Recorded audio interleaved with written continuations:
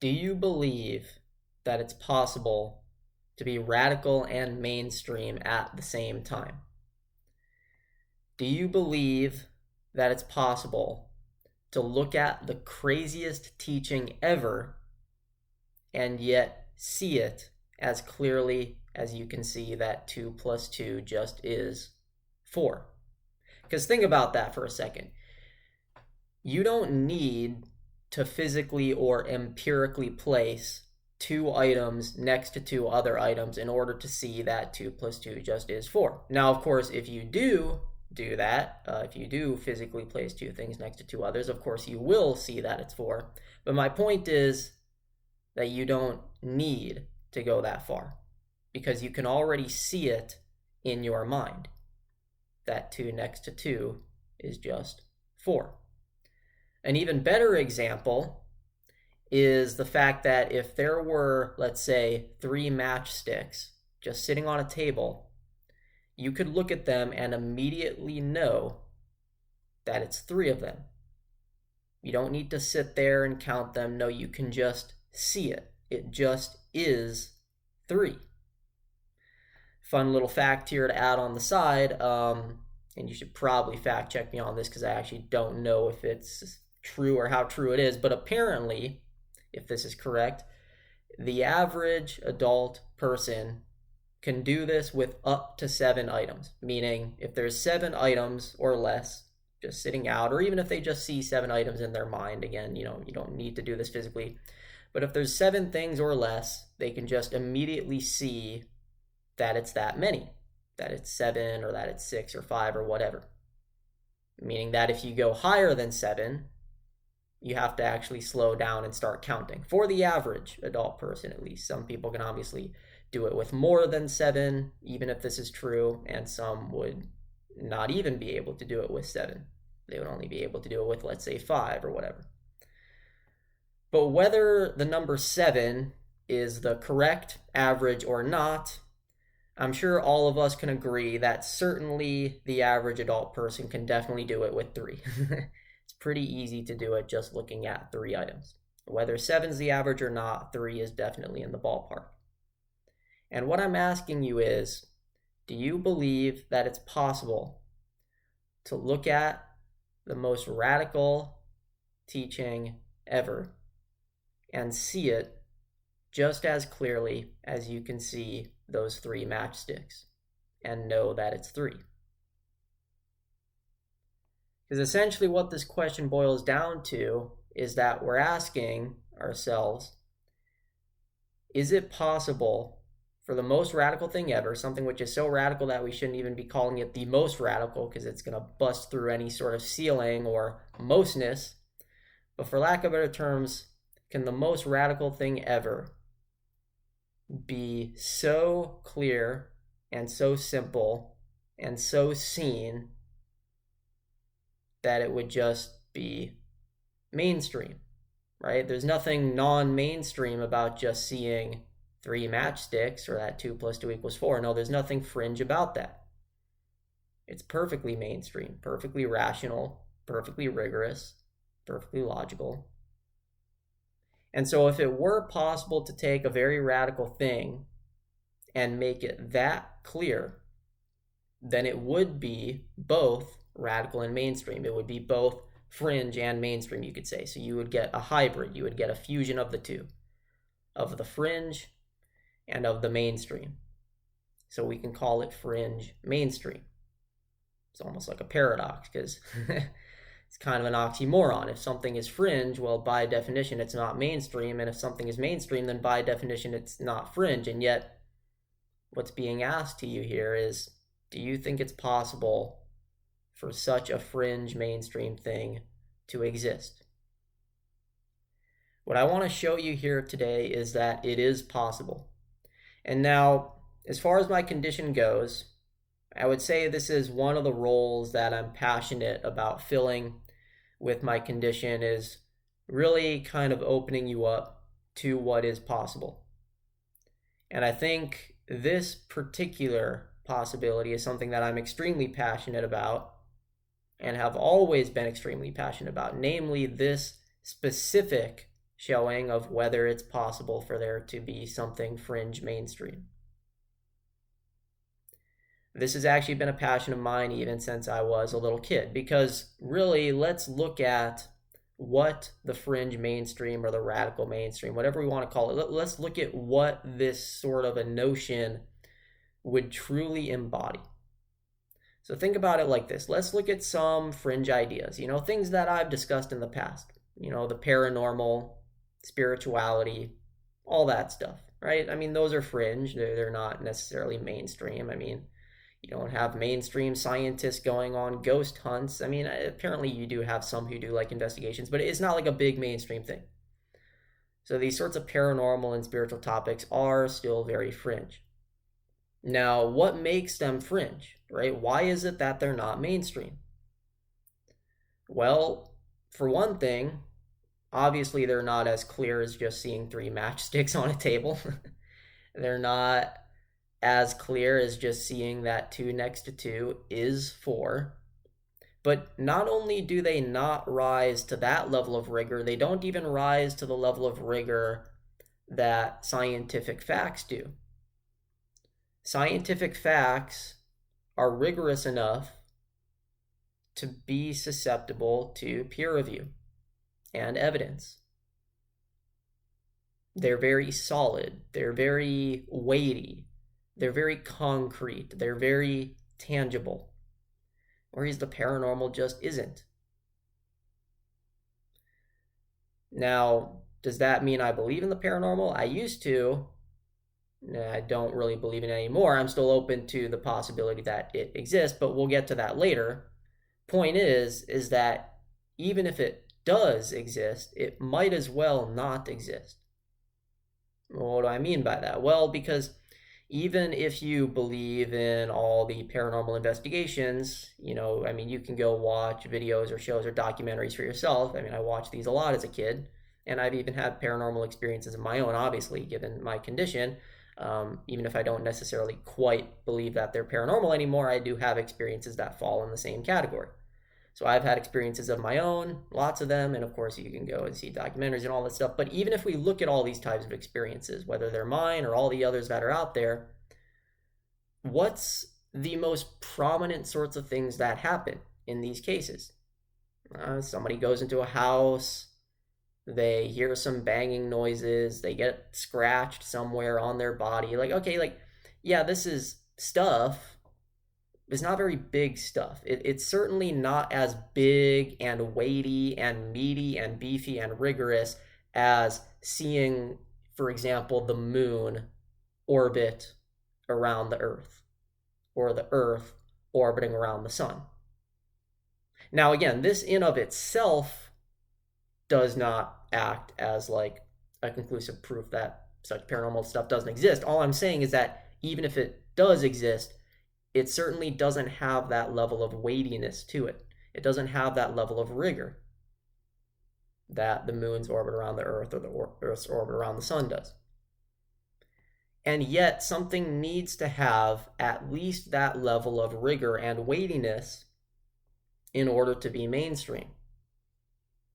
It doesn't need to have a level of rigor that goes all the way up to our examples of the beginning of having 3 matchsticks or just seeing 2 items next to 2 others and having 4. Those sort of simple mathematical facts, they're even more rigorous than the scientific ones, like the moon's orbit or the Earth's orbit. But what I'm saying is that even that lower level of rigor, which is met by the scientific facts, the paranormal ones don't even rise up to that level, let alone the higher level which the simple mathematical facts rise up to. So this is the crux of our question, is that we're asking, is it possible for something to be both extremely radical and extremely weighty? So weighty that it has that rigor which rises up into and penetrates the mainstream. Is that possible? If it is, what would that be like? Because really, look at the category that we're entertaining the possibility of here. I mean, for example, Look at the difference between watching some documentaries on those paranormal investigations, like I just mentioned, versus going and watching a Hollywood movie about something paranormal. I mean, you go and watch those movies, you have people's entire bodies getting ripped up by demons and ghosts, and like, there's all this very physical, very rigorous, very tangible stuff going on. It's not just like, oh, you walk into a house and you get three scratch marks on your back, and oh, that means it's a demon. Like, no, it's not like simple, tiny, little puny effects like that. You're talking very, very concrete, very raw, just hardy effects happening in that movie. And let's face it, if such hauntings that we see in those Hollywood movies were to actually exist in our world, the paranormal would be mainstream. If you think it wouldn't be mainstream, you're deluding yourself. If that sort of Hollywood level stuff was real on our planet, it would be mainstream because it rises to the level of the mainstream. Use another Hollywood movie example. You know, there's a difference between all the paranormal stories about seeing some sort of alien spaceship, but it's not visible to other people, and so maybe it was a hallucination or this or that. Again, even if the spaceship is real, it doesn't have the level of weightiness that the moon does. But you go and watch a Hollywood movie like Independence Day, it does.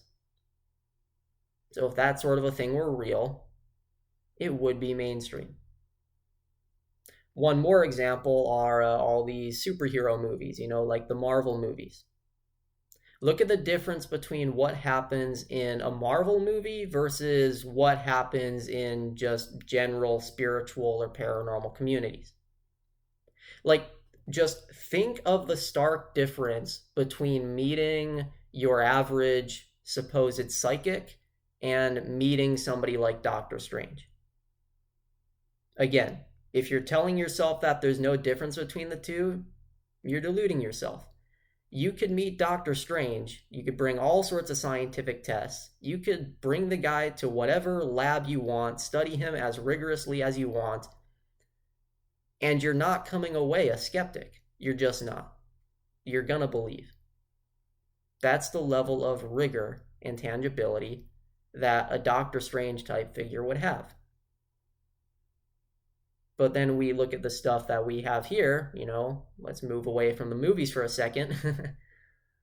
All we see are, you know, three scratches on the back, or I went and saw this psychic and they told me a few things about my personality, which kind of apply to lots of people out there, right?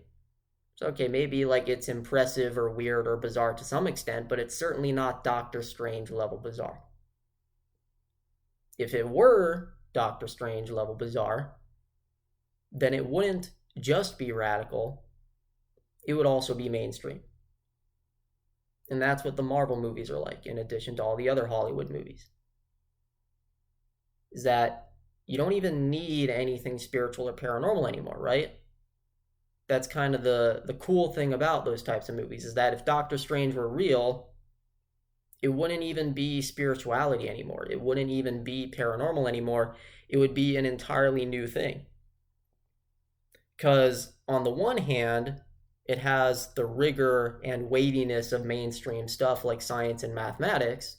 So it's definitely not sort of light and airy-fairy like a lot of spiritual and paranormal stuff is. No, it has a lot more concreteness to it. So that's where it's different than spirituality or the paranormal. And yet at the same time, it's obviously still different than science or mathematics because it's far more radical than anything that we find in those areas. And it's not the purview of those areas to necessarily know what's going on, even if they're able to study it and see that these Doctor Strange type effects exist, or even if they were able to do that, well, it still wouldn't be their purview, still wouldn't be their area of study. So it's both different than the mainstream stuff and the fringe stuff because it has the best of both. It's fringe mainstream. Or again, it would be fringe mainstream if it were to be something that existed here in our world. Obviously seems like it doesn't. I mean, I don't think that should be a controversial statement for me to say that. But you get what I mean. And so essentially what we're doing here and asking ourselves these questions of if it's possible for there to be radical mainstream stuff is we're basically opening ourselves up to this possibility that maybe there's this entirely new category. It's got nothing to do with spirituality. It's got nothing to do with the paranormal. And yet, it's still very different than science or math or any of the other mainstream fields. Because it's got the best elements of both, which makes it neither. That's kind of the funny thing, right? Is that if you take the best of both things, you make it into something entirely new, which is now neither. So it's both and neither. And this has been something that I've been passionate about since I was a younger kid. I mean, I'm sure you can imagine that a kid could very well be passionate about something like this notion of comic book level radical mainstream notions. But I've really kind of seen that as a big passion of mine or potential role of mine in this life, is to sort of find a way to show people that such a category is possible. At least open up the door to it, whether or not it would ever really become possible. Because certainly I imagine it sounds like just sheer lunacy that I'm even sitting here right now proposing the possibility. And so that's the question is, do you believe? Well, by the end of this video, you're not going to need to believe.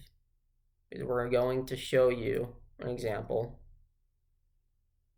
that gets into that category. Because look at how much stuff we have in the science category, and look at how much stuff we have in the math category, and how much stuff we have in the airy paranormal category or the spiritual category. We have all these categories filled up, and then we look over to this radical mainstream category, and it's just a blank void. There isn't anything there. We never see anything like this. We never see anything in this category.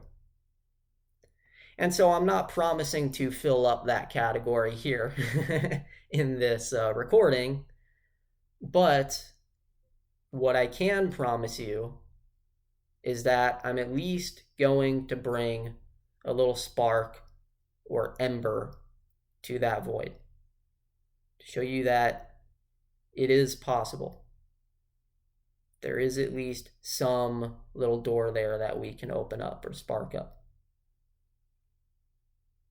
We will be penetrating into the category to whatever small extent we can, just to show that it can at least be possible.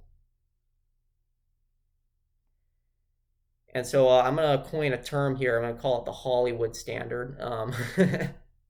Basically, if a radical idea rises to those sorts of mainstream levels or Hollywood levels, you call that the Hollywood standard or whatever.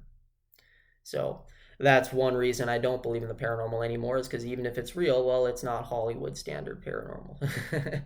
And in my experience, whether you believe that my condition is reflective of reality or not, I do see lives like that where there's Hollywood standard stuff. And so I kind of look at that stuff compared to what I've seen here in this life, and it's like, oh, well, it's very different. Again, it's very different, meaning just plain old psychic versus a Doctor Strange type figure. Very different type of experience, and we don't have the latter here, so why believe in it?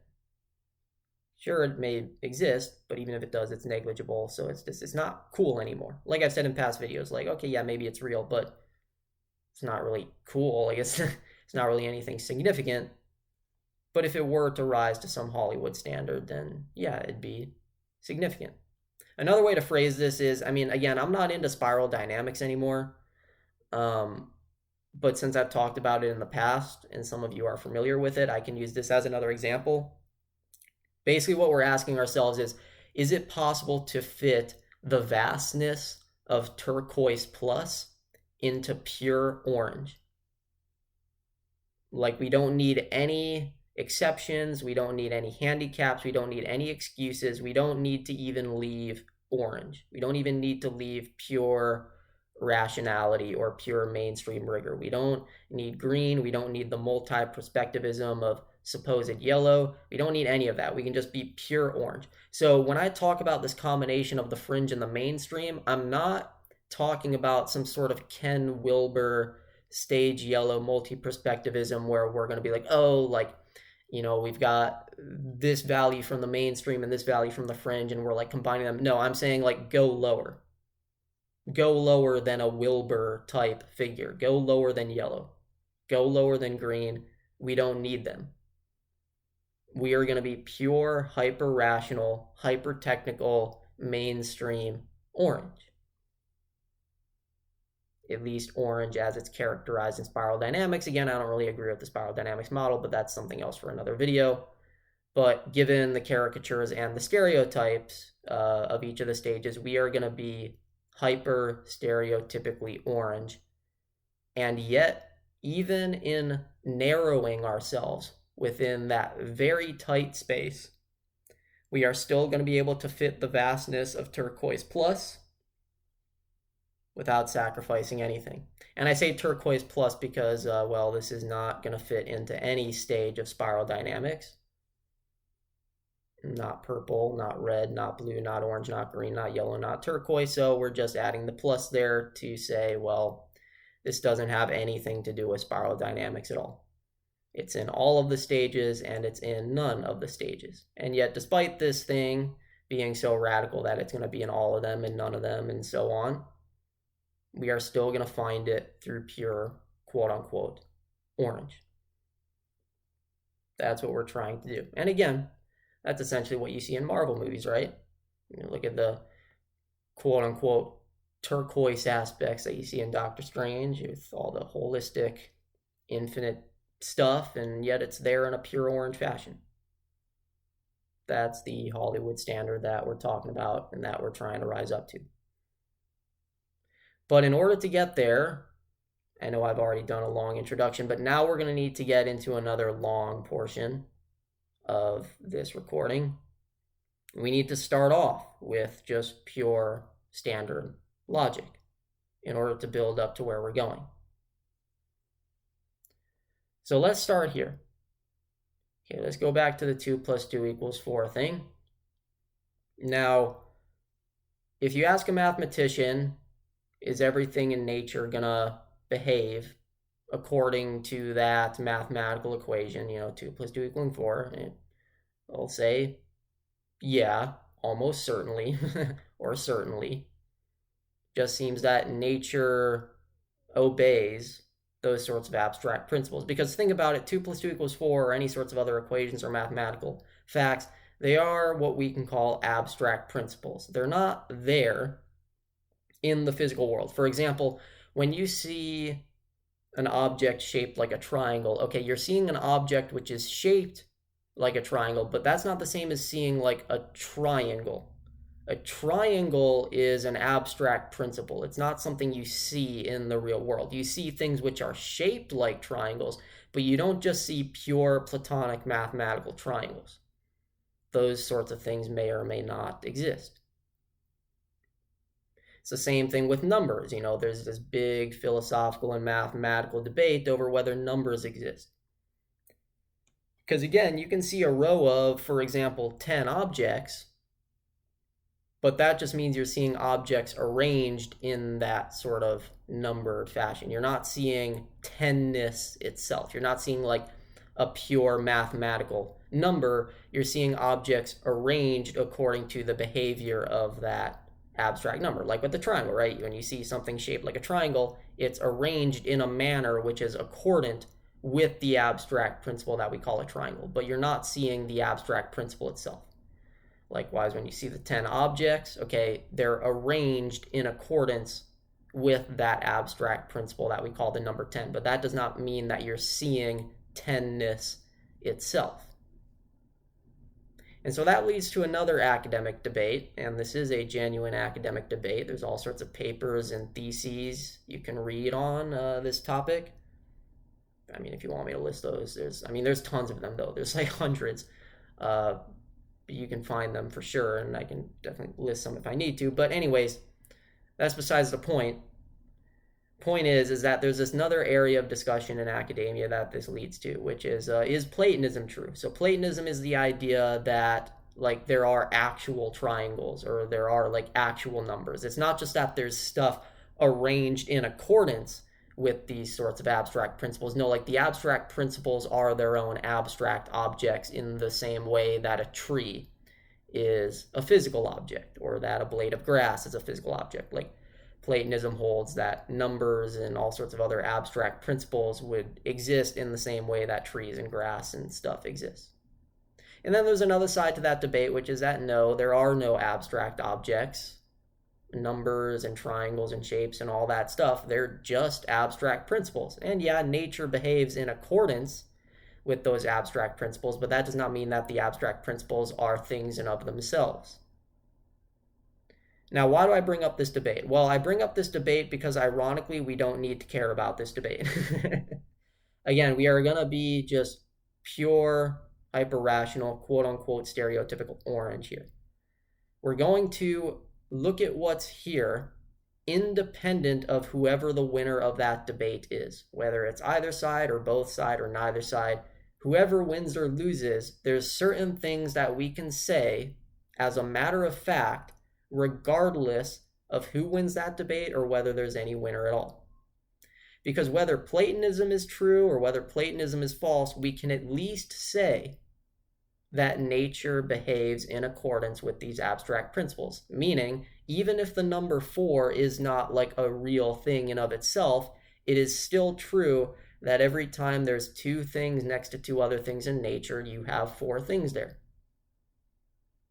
Now, if you ask me, Ethan, well, could there be universes where 2 plus 2 equals 5? We'll get into that later. But again, we're just starting very logical and rational here. We're basing this purely on classical logic. So we're just looking at 2 and 2 being 4. We're not going to regard the equaling 5 or 7 or 100 stuff, at least not yet. So we can say that regardless of whether Platonism is true or false, that nature behaves in accordance with this stuff. Whether it's real or not, it behaves in accordance with it. So even academics and professors who say that mathematical principles and abstract principles are just models and they're just concepts that we invent, even the professors and academics who say that would agree with what I've just said, that even if they are just models and constructs and abstract concepts, nature still behaves in accordance with them. This is another debate that we could bring up, which is the debate around scientific laws and physical constants, because scientific laws and physical constants are described through mathematical equations and formulas and all sorts of abstract principles of their own. And there's a whole similar debate going on over there, which is, are these physical scientific laws, are they actually laws? Like, are they things that are actually there, which the universe is dictated by? Or are these quote-unquote laws merely descriptions? Are they merely models which describe nature? And again, we can disregard this debate too, for the same reason that we can disregard the Platonic debate, because we can find something to say here as a matter of fact, regardless of whoever wins this debate or if anybody ever wins this debate. Because let's look at it from both ends. On the one hand, if it's true that these abstract principles and scientific laws actually dictate the behavior of nature, such that they're actually laws, well, then we can say that nature obeys those abstract principles because these abstract principles dictate them, literally. But even if the other side of the debate wins, and we say, no, they're not laws, they're just descriptions of nature, okay, even then, even if they are just descriptions of nature, they are descriptions of nature and they are correct descriptions of nature precisely because nature always behaves in line with those descriptions and those definitions and those principles. So nature still obeys the principles even if the principles are not literal dictatory laws. So let's carefully define what we mean by the word obey here. When you hear me say that nature obeys these abstract principles, I am not necessarily saying that these abstract principles dictate what nature is like. I'm saying that it's possible that nature, or I'm sorry, I'm not saying that they dictate what nature's like. I'm saying that it's possible that these principles dictate what nature's like, but that even if that's not the case, even if these are not laws dictating nature, they are still descriptions of nature's behavior, and therefore nature's behavior is still in line with them. In other words, nature behaves in accordance with them. I'll say that again. Nature behaves in accordance with these descriptions. And so long as it behaves in accordance with these descriptions, then that means that it obeys them. Even if it's not dictated by them, it obeys them, because what we precisely mean by obey is behavior in accordance with them. And that accordant behavior is there regardless of whoever wins the debate. We can agree on that. So we can extract that, we can disregard that debate and the Platonic debate, and we simply have this fact now where we can look at it and say, okay, regardless of what's true, there's these abstract principles, and nature obeys them. But let's look into that a little bit deeper. Because why is it that nature obeys these abstract principles? Well, because they're just true by definition. That's one way we could put it, right? Like 2 next to 2 just is 4 by definition. A triangle in Euclidean space just has angles that add up to, what is it, 180 degrees? I hope I didn't misinform you on that simple fact, but they just add up to that number of degrees, just by definition. So we can say, okay, the reason that nature obeys these abstract principles is because these abstract principles are just true by definition, meaning they're just true in of themselves. But there's a problem there, because let's look at this example. Let's say I were to bring up some imaginary friend. Let's say I had an imaginary friend named Sam. Actually, you know what? We're not even going to say he's imaginary. I'm going to say my friend Sam is a ghost, and that's just part of his definition. That's the way I define Sam. Sam is defined to be a ghost, so he's just a ghost by definition. And not only is he a ghost by definition, Sam exists, just by definition. That's just his definition. Sam is a ghost which exists. Now, what if I said that? What if I said that there's this friend of mine who's a ghost and exists, and that's just the way I define him, therefore he's defined to exist, therefore by definition he exists, therefore at least one ghost is real because my friend Sam is a ghost and he's real. Okay, this feels different. I imagine to you that there's something intuitively here that feels off compared to what we were just saying about triangles and 2 + 2 = 4. Like, there's something about the number 4 and something about triangles which feels more robust than what I just said about my Sam ghost friend, right? Something feels off. And so what we need to do here is we need to formalize that intuition, because intuitively you can tell that something feels off. Something just doesn't feel right in your gut. It feels like I'm pulling a sort of sleight of hand move here by just defining something to exist, and therefore something is that way by definition, then it's an abstract principle which is just true by definition, and therefore nature obeys it. But there's something else going on here, and so we need to formalize that intuition in order to show what it is that's going on. Because see, intuitions can allow us to have like quick little glimpses or insights of something being off, but they're not enough. Intuitions can very obviously be wrong, or even if they're correct, they can be very hyper-simplified and unnuanced. So relying on intuition alone just isn't good enough. That's why we need to actually show what's going on here. What is it that's actually different? We need to show that rather than just intuitively feeling in our gut that something's a little off here or a little strange. Well, in order to show what's different about my friend Sam versus 2 + 2 = 4, we need to bring up another concept in logic, another tool or method here, which is the notion of possible worlds. Now, I've talked about possible worlds in the past in the sense of David Lewis's philosophical writings on possible worlds. He believes that possible worlds are like concrete, like there's literally these other possible worlds out there, but that's not the only way to talk about possible worlds in academic philosophy. There's other ways to talk about them. A possible world is simply some hypothetical scenario that we can bring up. So, like, for example, let's say you had chocolate milk this morning. Okay, you could have had something else. You could have had orange juice. Okay, that right there is a possible world. Whether or not it like physically concretely exists in a sort of David Lewis sense doesn't matter. It's at least some sort of abstract hypothetical that we can bring up. So it doesn't have to be like a literal world. It can just be like a sort of hypothetical. Like, oh, I could have had orange juice instead. That's a possible world, right? There's some possible world in which I had orange juice instead of chocolate milk. Even if that world doesn't literally exist, the hypothetical exists, right? So rather than calling it a possible world, it might be easier for us to just call it a possible scenario. That'll make it easier for your mind to really kind of understand the concept. It doesn't need to be a literal world, it's just a hypothetical scenario. So there's a possible scenario in which you had orange juice instead of chocolate milk.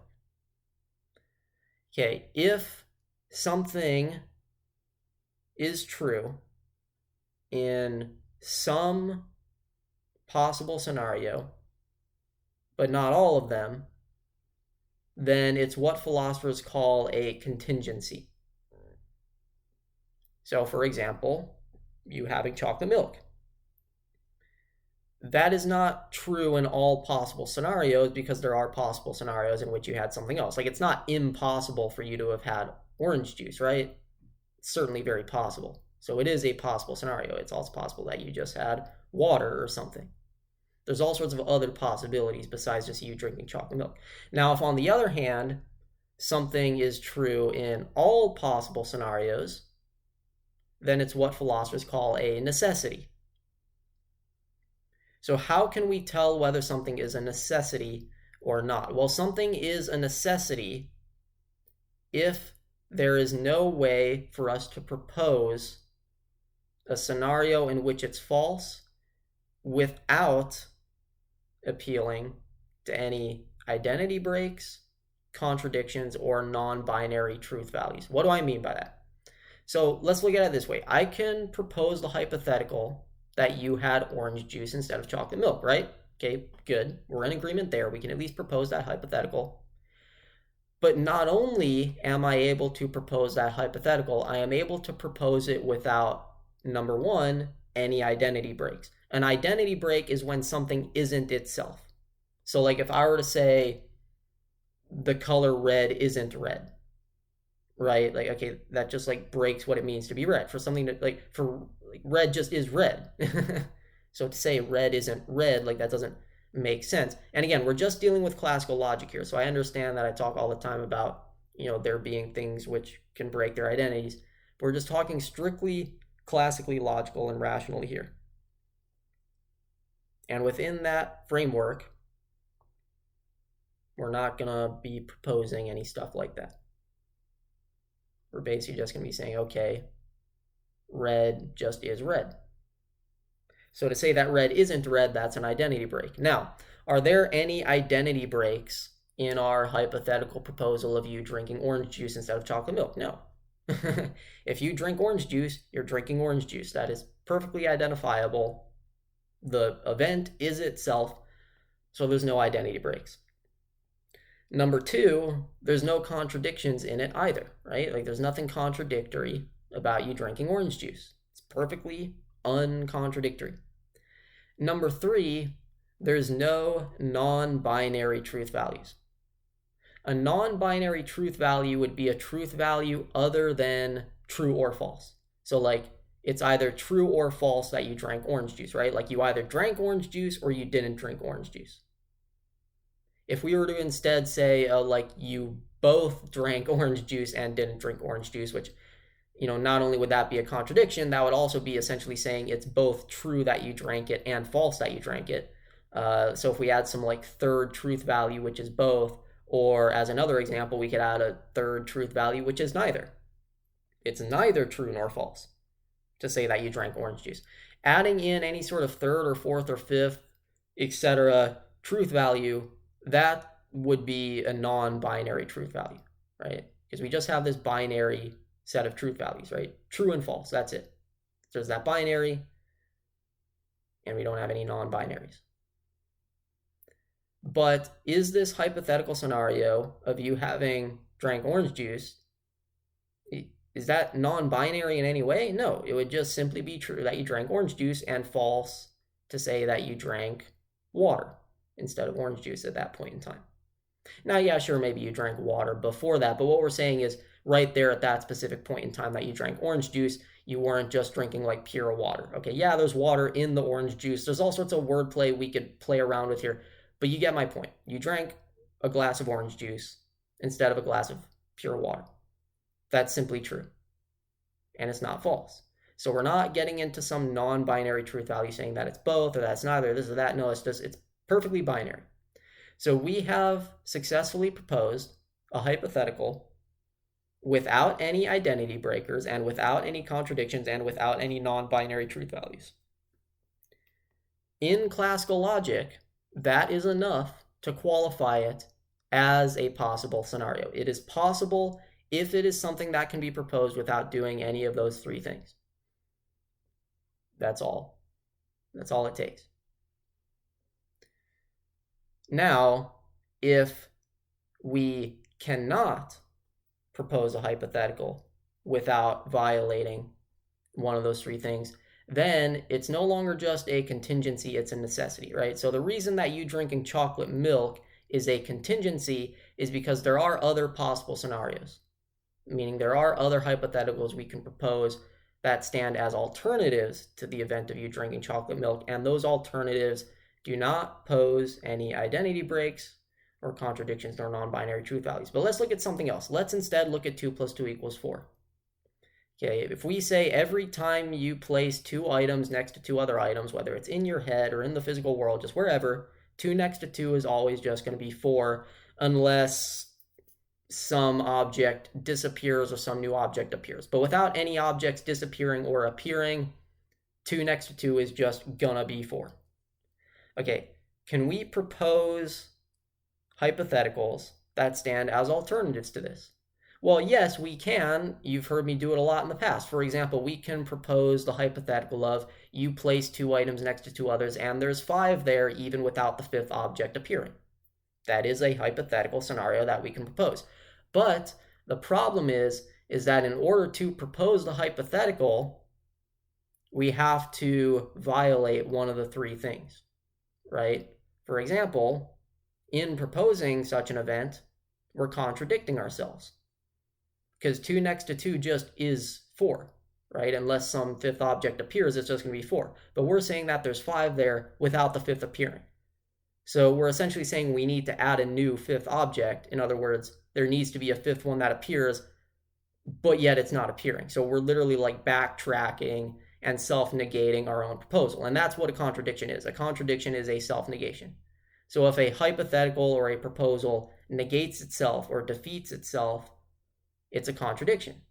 And our proposal does that. It punches back on itself. It cuts itself. So it's a contradiction. So yes, we can propose the scenario as a hypothetical, but in proposing it, we contradict our own proposal. That means that the hypothetical does not qualify as a possibility. It does not qualify as a possible scenario. In other words, there is no possible scenario in which we have 2 next to 2 not being 4. Barring any new objects appearing or other ones disappearing, right? That's why 2 + 2 = 4 is a necessity. So you drinking chocolate milk is a contingency because there are hypotheticals which we can propose without identity breaks, contradictions, and non-binary truth values. But as for 2 + 2 = 4, as soon as we propose a hypothetical, the hypothetical goes against itself. So there are no possible scenarios in which 2 plus 2 isn't 4. So 2 plus 2 is 4 in all possible scenarios. Or as a philosopher would put it, it's 2 plus 2 equaling 4 in all possible worlds. And that's what a necessity is. We could also add in a third term here, which is an impossibility. An impossibility is just something that happens in none of the possible hypotheticals. So if something happens in some of them, or at least one of them, it's a contingency. If it happens in all of them, it's a necessity. And if it happens in none of them, it's an impossibility. And again, yes, of course, I talk about impossibilities being real all the time on this channel. 2 plus 2 equaling 5 without the fifth appearing. But again, we're just working through pure classical logic here. In classical logic, these sorts of things, just this is how all the qualifications work. And even if everything I say on this channel is true about all these other contradictory stuff being real, it's still the case that we could just be living in a perfectly classically logical universe where it's just simply not possible for 2 plus 2 to be anything other than 4. You have to remember that my content is metaphysically independent, meaning it does not commit you to a specific metaphysical position. So it's certainly possible that the metaphysical position of pure classical logic is the truth, and we just live in a purely classical universe where 2 plus 2 just is 4, and that's just a necessity. But that's besides the discussion here. The point is that we're just looking at these purely rational qualifications. And you're going to see where this leads, so just bear with me. So now let's look back at our Sam ghost example. So I said that my friend Sam is a ghost, and that's just what he is by definition. And I also said that he exists, and that's just how he is by definition. He just exists. And if something's true by definition, then nature just obeys it, right? So my friend Sam just exists. Nature manifests Sam as a real, literal ghost because that's just how he is by definition. But we can use these qualifiers of contingency versus necessity to formalize our earlier intuitions of what was going wrong when we talked about Sam versus when we talked about 2 plus 2 equaling 4.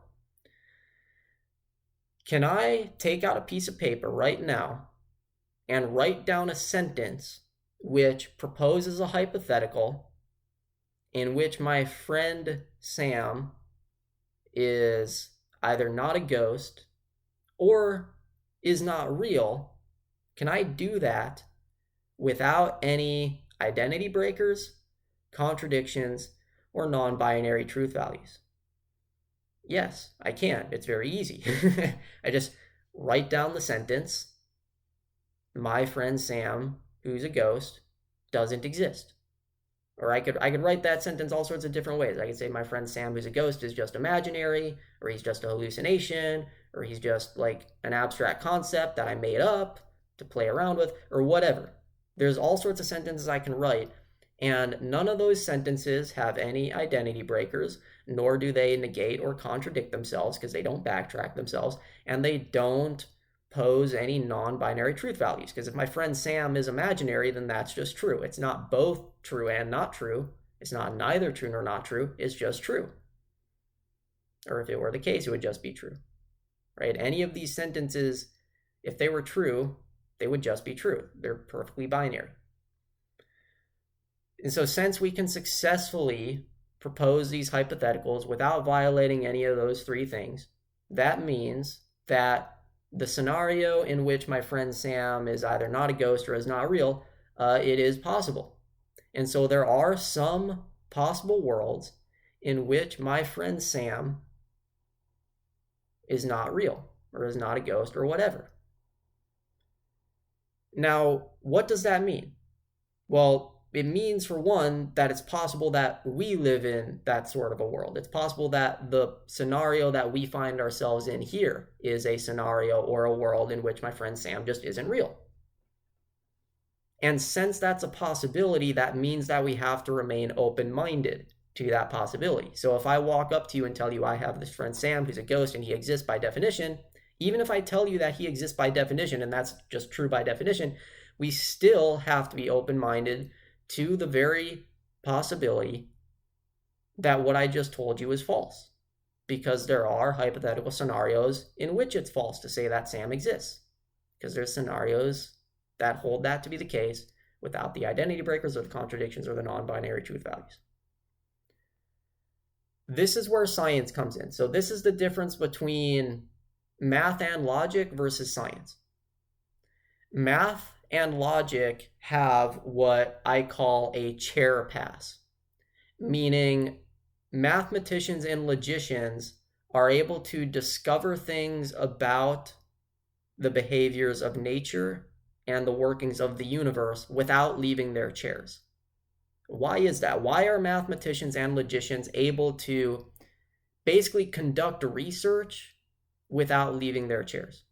All while it literally legitimately being research, right? They literally are discovering truths and facts about the universe, but they're doing it from the very comfort of their chair. How is it that they can discover facts from their chair that hold out there in the universe without leaving their chair? Because I mean, think about it. I'm sure we can all agree that, up on Mars, I mean, we've never had a person go there, but up on Mars, if there's 2 Martian rocks next to 2 other Martian rocks, there's just going to be 4 there.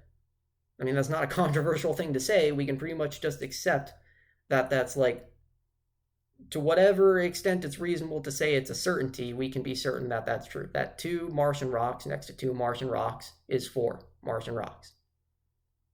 But we've never been to Mars. So the mathematician and the logician, they've already discovered something about the nature of Mars and the behavior of Mars without ever having needed to go to Mars. They don't even need to be astronauts. They don't even need to leave their office. They don't even need to leave their chair.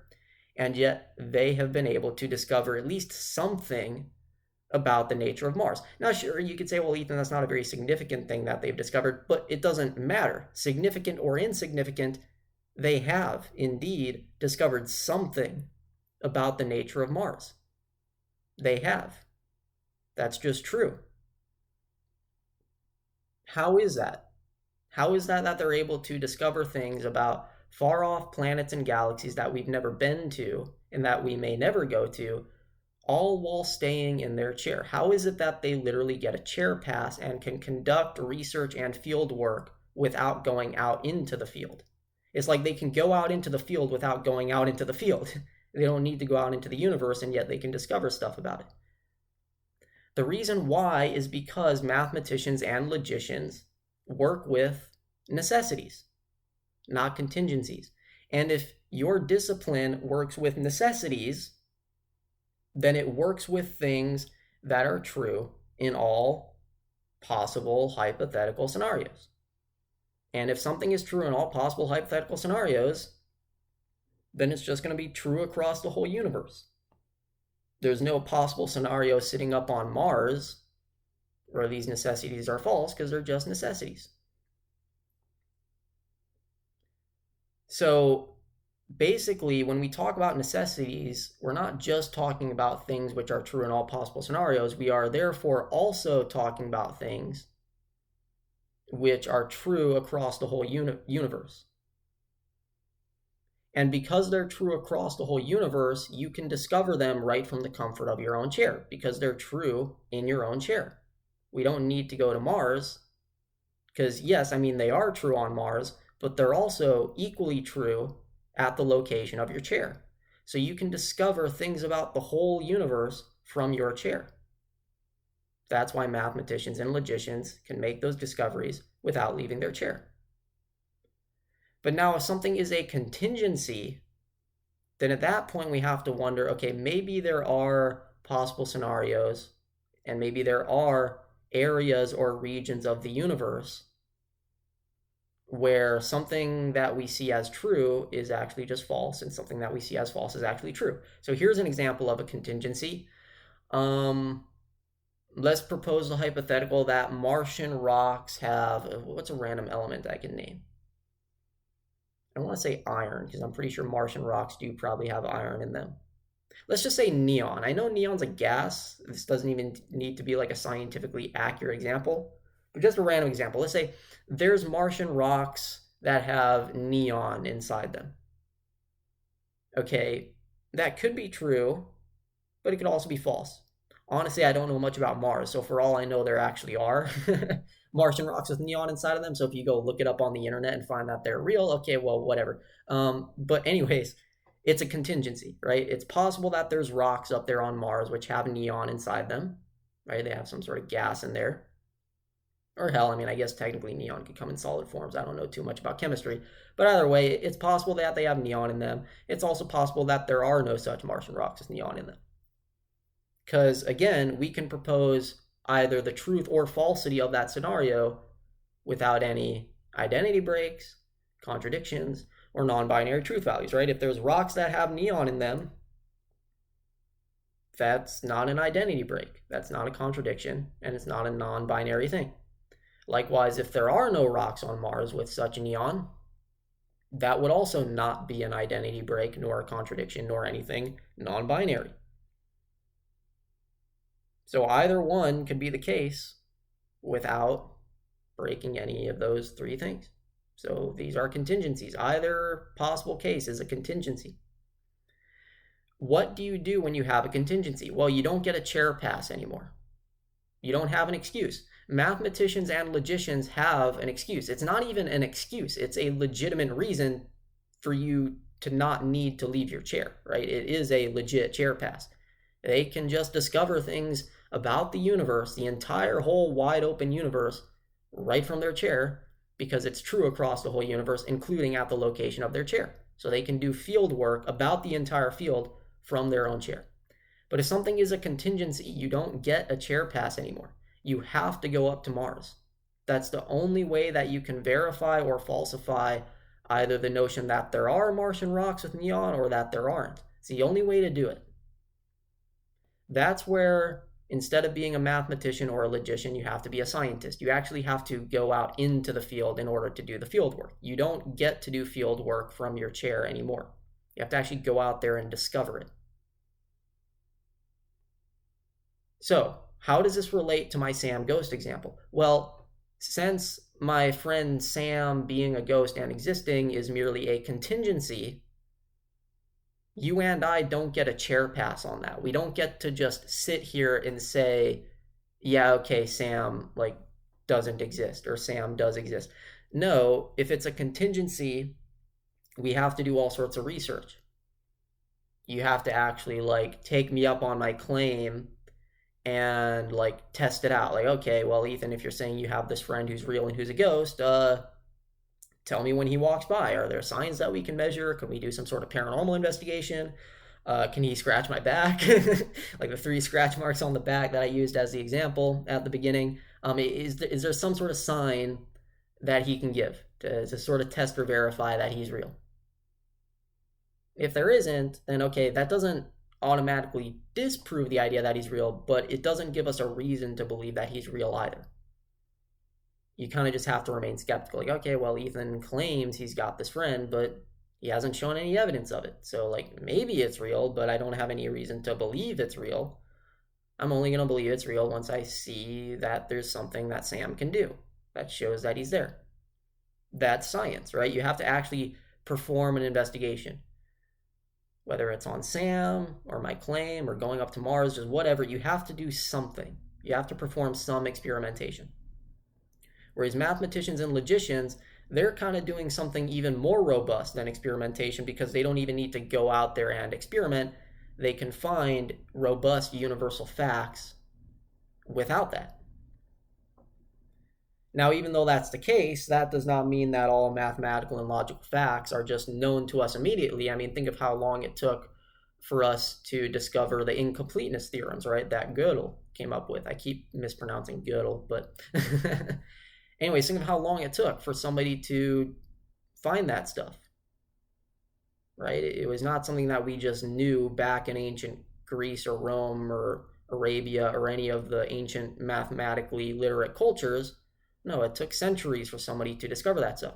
So yeah, it can still take time for people to discover all the logical and mathematical facts. All I'm saying is that it's possible for those facts to be discovered from the chair. And yet, even though they're discovered from the chair, they hold for the whole universe. Whereas scientific stuff, like, no, those are contingencies. You've got to perform experiments. If you want to find something out about the universe, you got to perform experiments. So, okay, that's why the Sam Ghost thing runs into problems where he's 2 plus 2 equals 4 doesn't. 2 plus 2 equals 4 is a fact that gets a chair pass. We can say that that is true by definition because, well, we just discover it from the chair and we're good. There's no possible classical logical hypotheticals in which it's false, so we just have reason to think it's just true across the entire universe. Whereas with the Sam Ghost, that could fail to be true. So we don't have reason to just say, oh yeah, it's true by definition. Even if I say that it's true by definition, even if I define Sam as being a ghost that exists, my defining of him as such is not enough to just make him a necessity. So that's the point that I'm trying to drive home here. It is not enough to merely define something a certain way. Defining something a certain way is not enough to make it true by definition because it is not enough to make it a necessity. In order for something to be a necessity, it has to be true across all possibility. If it's not, if there's scenarios which are there without the identity breaks, contradictions, and non-binary truth values, if those are there, then it's a contingency and it's not true by definition. Therefore, we can't just go ahead and believe that Sam's real or that he's a ghost.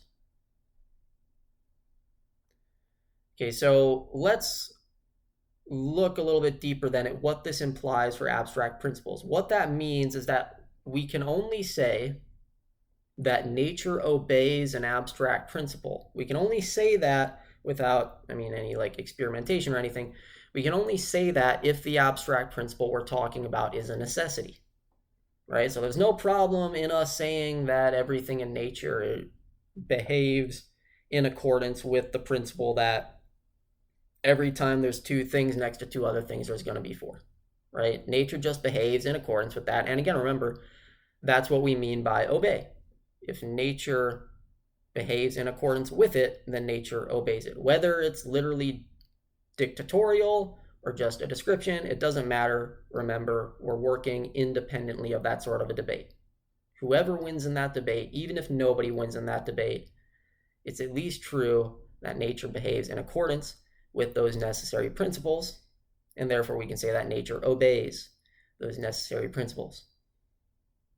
But it's got to be a necessity. It is not enough for an abstract principle to just be defined a certain way. That's not enough. It's got to be a necessity. That is where now you can see what felt off to you in your gut or in your intuition about the Sam Ghost thing. Is that okay? Yeah, it's quote unquote defined that way, but it's not a necessity. The only way that we can say that nature obeys an abstract principle, if that principle is a contingency, is if we perform some sort of experiments or go out into the universe and actually discover that, yeah, there is that sort of a principle or systematic behavior going on. But if it's a necessity, we can just go ahead and say it. Now, this is where we need to ask a deeper question. Why is it that we can just go ahead and say it when it comes to necessities? Why is it that we can just go ahead and say that nature obeys abstract principles so long as they're necessary and not contingent? Well, simply because there are no options for it to not be that way. In classical logic, at least, there are no options for there to be a hypothetical scenario in which 2 next to 2 is anything other than 4. It's not an option, right? If it's not an option, then that means that there's no system that could ever manifest any behavior which is contrary to that behavior. That in of itself is just true by definition, right? That in of itself is, we could say, a classical necessity. That if there's no option or no alternative, then nature has to manifest in that sort of a way because it doesn't have the option to manifest in any sort of other way. Nature doesn't have the option to manifest in such a way where 2 next to 2 makes 5 without the 5th appearing. All the options that it has available are 2 and 2 being 4.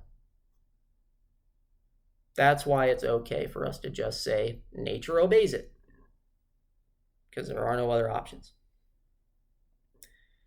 Okay, so I imagine this is probably somewhat boring or obvious so far, but it's good to go over this stuff because we need it for where we're going. Again, we need to be very foundational and very mainstream and very careful and thorough with this stuff before we work ahead. So let's now look at some claims, because I talked about spirituality and the paranormal earlier in this recording. Now, unfortunately, for the next portion of this, I am going to have to dish out some criticisms. And don't worry, I'm also going to criticize myself later in this video. I'm sure you can see by now that every time I shoot somebody in the foot, I also make sure to try to shoot myself in the foot to wherever I'm deserving of it. I try not to be like an asshole or critical without being an asshole to myself, because, we all got to give credit where it's due and take credit away from ourselves where it's due. So, yes, I am going to be critical here, but don't hate me just yet. I'm sorry. Got to be a little bit aggressive. But I'll dish out criticism against myself later. But anyways, let's look at some spiritual claims. So the idea that reality is infinite consciousness. Okay, can we propose a hypothetical scenario in which reality is just finite? Yes, we can. Are there any identity breaks in that? No, there are not. If something is just finite, it can still just be itself. There's no identity breaks there. Okay? Is the notion of a finite reality contradictory?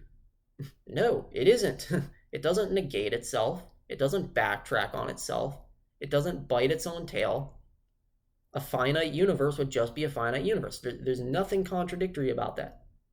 Okay, how about this? Are there any non-binary truth values? No, there are not. It's perfectly binary. If the universe were finite, that would just be true. Perfectly binary. It would not be both true and false. It would not be neither true nor false. It would just be true. Hey, look, it's finite, and that's it. The point there being that we can propose a finite universe without any identity breaks, any contradictions, or any non-binary truth values. Therefore, it is possible that the universe is finite. The notion of infinity or infinite consciousness, it's not a necessity. Now, don't worry, this sounds very boring so far, but we're going to go somewhere later in this. I want you to bear with me. We kind of have to be boring and mainstream here for where we're going, but it's going to pay off, I promise. So this notion of infinite consciousness, it is not a necessity. It's not just something that's automatically true. It's not some abstract principle that nature has to obey. It has the option to not obey it. It is possible that nature is not pure infinite consciousness. Now, does that mean that it's true that nature is not infinite consciousness? No, it could still be true that infinite consciousness is real. I'm not like using this video to say, oh, look, it's not real and like it's full of shit. No, my point is that it could be false.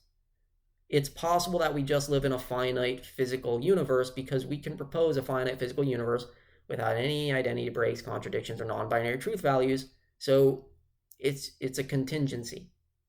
And remember, if something is a contingency, we don't get a chair pass. You don't get to just sit there and, again, I realize this is going to be aggressive. I promise I'm going to shoot myself in the foot later. You don't get to just sit there and philosophize or meditate or take a psychedelic and discover the principle of infinite consciousness and claim, therefore that's the way the universe is. That's not enough. You don't get a chair pass. I'm sorry, but you don't. Now, you can claim all you want that taking a psychedelic actually like pulls you out of your body and you do actually go out and discover the universe. But again, that's just from your own chair. Even if it's true, or even if it were true that like there's all these out of body experiences or trips or whatever, how can we test that? Because that in of itself is just another contingency. We could propose the possibility that you're just hallucinating. I mean, even me, when I talk about my experiences, we could propose the possibility that I'm just hallucinating all the stuff that I've ever talked about. So whether it's a psychedelic trip or an out-of-body experience or any of the experiences I talk about, this is where I'm shooting myself in the foot too. So don't worry, I'm limping with you. We can propose that idea that it's all just hallucinogenic without any identity breaks, without any contradictions, and without any non-binary truth values. So the idea that you can just sit in a chair or meditate or have a direct experience. Like, spiritual teachers talk about direct experience being king all the time, but this is why it's not. You can sit there and have a meditation or a direct experience or a psychedelic trip, and that does not mean that you've discovered something true about the universe. Because all you've discovered is a contingency. It might be true, but it also might be false. You may have just been hallucinating. I may have just been hallucinating. We don't get a chair pass on this stuff. That's why I restarted my channel. I took out all the aspects of my work where I either didn't have a chair pass or I didn't have a chair pass and I didn't look into research on it. Because again, you can mitigate the effects of not having a chair pass by like going out and actually doing the work, right? So like if you actually show something which proves that psychedelics are literally like pulling you into the universe, or that my experiences are literally discovering something about paranormal aspects or whatever of the universe, like if you can show that, then okay, yeah, you've established that the contingency is true, and that's fine. But we haven't done that. And unless and until we do that, we can't just assume that we've got truths from that stuff because we don't have a chair pass. Okay, so what's the point here? What's the point in bringing all this up? Well, the point is that we really need to recognize the difference between a contingency and a necessity, and whether we validly get a chair pass on something or not. Again, I'm not just criticizing others here. I'm criticizing a lot of aspects of the work I've had throughout the years as well. I'm criticizing that too. I'm telling you, I didn't have a chair pass on that stuff either. Yeah, okay, maybe my experiences discovered something about the universe, but maybe they didn't. How do we know? Yeah, okay, you had some direct experience. You went to a Peter Ralston workshop and you directly experienced the nature of the self and the universe. Okay, how do you know that you really directly experienced it?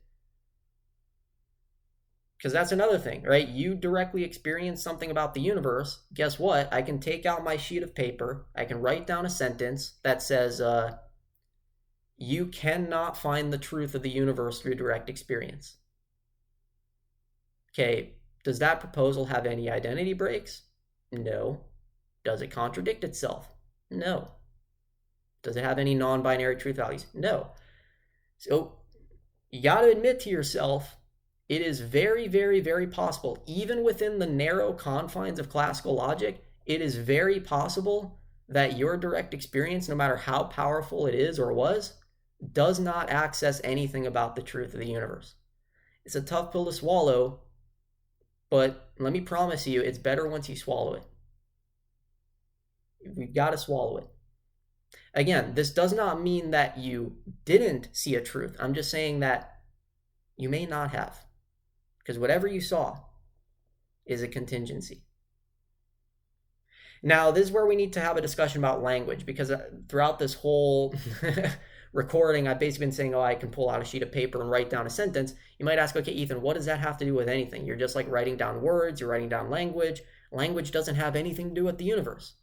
Okay, we can talk about language in the same way that we've been talking about mathematics and 2 + 2 = 4 and abstract principles and necessities. For example, here's a linguistic principle. The definition of a bachelor is a guy who's not married. Okay, yeah, that's all just words. It's all just language. Obviously, like a real, like actual person, like an actual bachelor, they're not just like a set of words. They're not just something you find in a dictionary. No, they're a real, tangible person. But again, abstract principles, including linguistic ones, they either dictate or describe the nature of things, right? Things behave in accordance with them. So if you meet somebody who's a bachelor, there's an entire series of behaviors and systems going on in their life such that they're this guy and they're not married. They're not with somebody in that way. That's just how the system is. That's how their life is. If we're calling their life a system, right, like a series of behaviors, that's just the way it's all behaving. It's behaving in such a way that they're not married. So, yeah, the notion of a bachelor, it's a linguistic principle, but it's something that we can find reflected out in nature. We can find people who match the description of a bachelor. We can find systems which behave in accordance with that definition, right? So we're not saying that language is like real. We're not saying like language and these linguistic principles are literally in nature. No, again, we had that discussion earlier in this. We said we're not committing to the position of Platonism. We're not saying that mathematics and numbers are real. We're not saying that linguistic definitions, like the notion of a bachelor, we're not saying that all those words and all that conceptual stuff is real. We're saying that whether it's real or not, nature behaves in accordance with those principles. Nature behaves such that if there's a guy who matches the definition of what we call a bachelor, then he's going to be a guy who does not have a wife or a husband or just is not married to anybody. It's just how a bachelor is. So this goes beyond language here. Don't get caught up on language. This goes further than language. We're talking about how nature behaves in accordance with these principles. So this is much deeper than language. So it's not just about me taking out a sheet of paper and writing down words.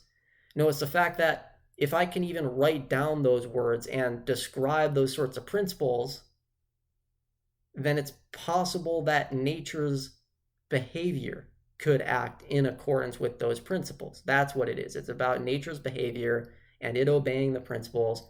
So it's possible for nature to have systems which match the descriptions that I'm writing down on my paper, right? It's possible that nature exists in such a way that there are systems that you cannot access through direct experience. So it's simply possible that maybe direct experience does not access any universal truths.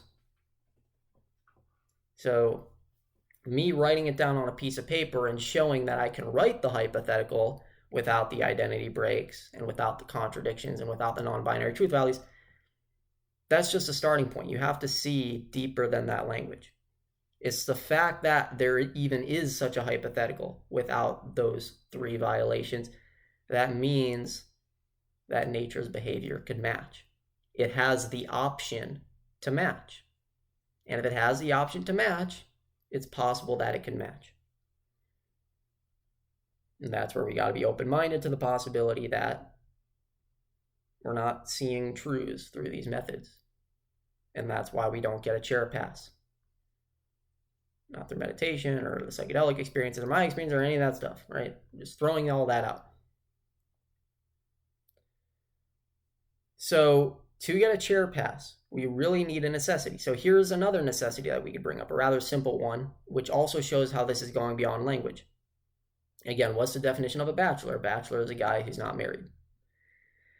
So if I say this, if I write this down on a piece of paper, if I say there are married bachelors, okay, yeah, that's a sentence, but it's not just a sentence. It's not just language. I am proposing that there are systems out there in nature, in the universe, in reality, such that there can be guys who are not married, right? That's the way their system works. That's the way their life works. And yet their life is also manifested and working in such a way that they are married. So they're bachelors, which means they're not married, but they're married bachelors, which means they're married. That's a contradiction. So I am not able to propose that hypothetical without contradicting my own hypothetical. Therefore, that hypothetical is not a possible scenario. What does this allow us to say? Well, it allows us to say that every bachelor is not married. Right? We can just say that from the comfort of our chairs. We have a chair pass. We can just say every bachelor is not married. Say, well, how could you say that? Did you interview all them? Like, do you notice how silly that is? Like, if somebody said that, like, oh, every bachelor is not married, and like somebody were to ask, like, oh, well, how can you say that? You didn't interview all them. You didn't meet all them. It's like, that's stupid. Like, you don't need to meet all of them because it's just a necessity. A bachelor is a person who is within some sort of system such that their life has gone a certain way, such that they're not married, and that's the type of guy they are. They're the type of guy that's not married. That's just how they are. That's just what you find in nature. That's what a bachelor is. That system does not exist in a form such that they are also married. So it's a necessity. You don't need to go around and interview every single bachelor. You can just automatically say they're all not married. You don't need to conduct interviews and polls and all these scientific experiments, going out and Pew Research polling all the bachelors or whatever polls it would be besides Pew Research. You don't need to do all that experimentation. You can just discover that fact about the universe. The fact that all bachelors are not married from your chair. You're good to go. Now, we'll be getting into this here in a few minutes, but like I said earlier, not all necessities are just obvious to us at the outset. Again, look at how long it took for us to find Gödel's incompleteness theorems. So just because they're necessities and just because we can discover them from our chair does not mean that we have them all available to us right away. We still have to discover them. So we're going to be getting into some more radical stuff later. But before we get into that, let's bring up another example. Okay, if something is logical, does that make it a necessity? No. For example, for something to be logical, all it has to be is rational and consistent and valid. So, for example, if I tell you, before starting this recording, I went to the fridge and heated up a frozen meal for dinner. Is there anything irrational about that type of event? No. Is there anything inconsistent about it? Is there anything contradictory about it? No. It's a perfectly logical, rational scenario. So yes, it's logical, but does that mean that it happened? Does that mean that it's true that I really ate some heated up frozen meal before this? No. In fact, it's not true. What I just told you is false. So being logical and consistent is not enough to make something true. And we really have to be careful about this because I see this happen all the time. People assume that just because something is valid, that means that it's true. This, in large part, explains a lot of the misinformation going on in our politics right now. Again, I'm sorry to drag out the criticism, but all you Trump supporters, you really fall into this. This happens on the left too. I see this a lot with Kamala supporters. I'm expecting some dislikes or downvotes or angry comments. I'm sorry, but I just have to say it. You all don't know the difference between validity and evidence. You don't know the difference between something being valid and consistent and something actually being there and being true. For example, watch this. I can bring up another perfectly consistent, perfectly logical narrative right now. We all learned this in middle school. Do you all remember how you learned that warmer colors of light are longer wavelengths of light, right? So like the reds, the oranges, the yellows, those are longer than the blues, the purples, and the greens.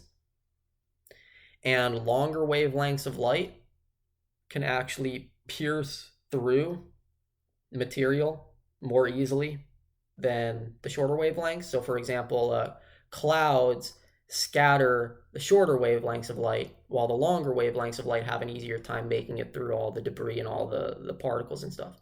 So that's why at sunset, the sky turns a warmer shade of color. It's because the longer wavelengths of light are able to pierce through that thicker angle of the atmosphere, while the cooler wavelengths of light, they're not as easily able to do it as the warmer ones are, because the warmer ones are longer. They don't get scattered as easily. So the reds and the oranges and the yellows, the golden pinkish color, that makes it through. And yeah, there's still some like blues and greens and stuff that make it through, but they just get scattered more, so they don't make it through as much as the warmer colors do. So the warmer colors make it through the atmosphere, and that's why the sky looks like a warmer shade of color. Okay, that's all perfect, right? We learned that in middle school. Sure, there's some more advanced scientific exceptions to what I just said, but in general, it's true. Now, what if I propose a model where I say that, okay, if the light is having to pierce through a thicker angle of the atmosphere and some of the light's getting scattered, that also means that it's getting refracted. So, like, have you ever put a straw in a glass of water and the straw looks bent, right? It looks refracted. I tell you that that's what happens to the sunlight as it pierces through the atmosphere. And as the sun goes down, not just goes down, rising in the morning, obviously you get a warmer shade of light as well because it's a thicker angle that the light's having to pierce through. But closer to sunrise or closer to sunset, as the light is having to pierce through a thicker angle of the atmosphere, it's not just that the warmer colors are more likely to pierce through, it's also that you're getting more and more refraction as you get closer and closer to the horizon, meaning as the sun is closer and closer to the horizon. So closer to sunrise or closer to sunset, there's more and more refraction going on. And what if I said, okay, that refraction increases by an exponential factor such that it approaches infinity as the sun gets closer to the horizon. So for example, as you get closer to sunset, the refraction of the sun's light is getting bent deeper and deeper and deeper, approaching infinity. And it gets bent so far that the sun's light could be bent. It could be refracted entirely below the horizon, meaning behind the horizon, even while the sun is actually still up in the sky.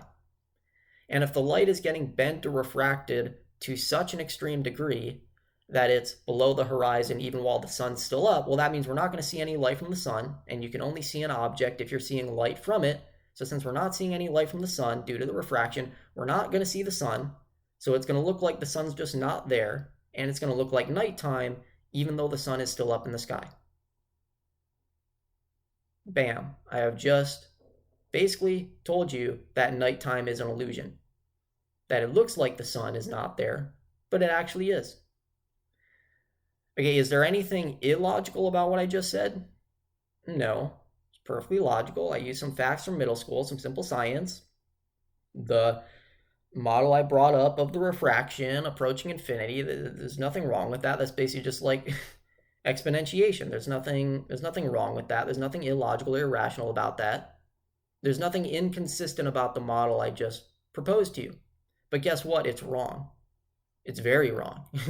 Everything I just said, well, except for the warmer versus cooler wavelengths of light, everything I said about like the refraction and the bending beneath the horizon and nighttime being an illusion, that's all false. All of it. Absolutely false. Not only is it false, but guess what? It's what flat earthers believe. Now, they don't really believe the refraction thing, but they believe that like the sun's not really below some sort of horizon. At least most of them don't. So not only have I just given you a false model, which is perfectly logical, I have given you a false model which could support a flat earther in a debate. Like I could use the model I just made up. I could use that in a flat earth debate as a flat earther. Like I could be a flat earther and use this perfectly logical model. This is where you have to understand why epistemology gets so tricky, is because it's not just like flat earthers are stupid. No, you can find perfectly logical, rational models for flat earth, but that's the problem. Logic is not enough. It's not enough for a model to just be rational, to just make sense. That's not good enough. Not at all. Making sense means nothing. You have to actually show that the thing is there. This is something that I see whenever I talk to people who have formerly been in cults, like if I talk to them personally or I watch documentaries about cults, there are 4 words, which are 4 of the most common words that I hear from them, which is whenever they're asked, why'd you join? How'd you get caught up in that cult? How did you not see what was going on before things started going down? And those 4 words are, it just made sense. Lots of false things, even lots of crazy things, can make perfectly logical sense. That does not make them true. So yes, this entire model that I proposed with the light refraction and so on and so forth, and the nighttime being an illusion, perfectly logical, but it's false. Now, here's the difference between something being just logical in that way versus something being logical in the sense of being a necessity. Again, a necessity is something for which there's no option, there's no alternative option. So nature just has to behave according to it. Whereas my model of the sun's light getting refracted beneath the horizon or behind the horizon, yeah, that's a logical model, but it's not a necessary model. It's not a necessity, it's a contingency. And that's where things go wrong. Is that, again, if something is a contingency, you don't get a chair pass. I don't get to just sit here at the chair and tell you that nighttime is an illusion. No, I have to go out there, actually do some experimentation, and show you that the refraction is happening and that nighttime is really an illusion. If I don't put myself through all the scientific peer-reviewed research, you have no reason to believe me, and you have no reason to believe my model, because it could very well be wrong, because it's just a contingency. So it's not just being logical that makes something like true to a chair pass extent. It's got to be a necessity. Because there can be very perfectly logical models which are still just contingencies, and so since they're contingencies, they can still be wrong. Making sense is not enough. Making sense means nothing. It's got to actually be there in nature. You got to actually be able to show it. That means if it's a contingency, you got to go out there to show it. Whereas if it's a necessity, you can show it from the comfort of your chair because you got that comfy chair pass. So just because something is consistent and logical and rational does not mean it's a necessity, therefore it's not enough. Okay, so the main point here then is just because something is mathematically consistent or logically consistent or whatever, that is not enough to make it a necessity, and therefore that is not enough for us to just say it's true. This is where we can look back at the notion of an infinite universe or infinite consciousness. Like, okay, yeah, infinity, it's a perfectly mathematical concept, but so is the model that I just described with the refraction. Something being perfectly mathematical or logical is not the same as being a necessity. It's got to be a necessity. So infinite consciousness and infinite universe, those are not necessities. My model of refracting sunlight where nighttime's an illusion, it's not a necessity. They're logical and they're mathematical, but they're not necessities. This is what we have to understand, is that logic can be dangerous. Being logical and rational is not good enough. This is where we can go back to the epistemology of Trump supporters. And again, I see this on other sides of politics as well. So it's not like I haven't been this way before. But like, you look at that thing that happened in the debate where Trump was saying that Haitians are eating cats and dogs.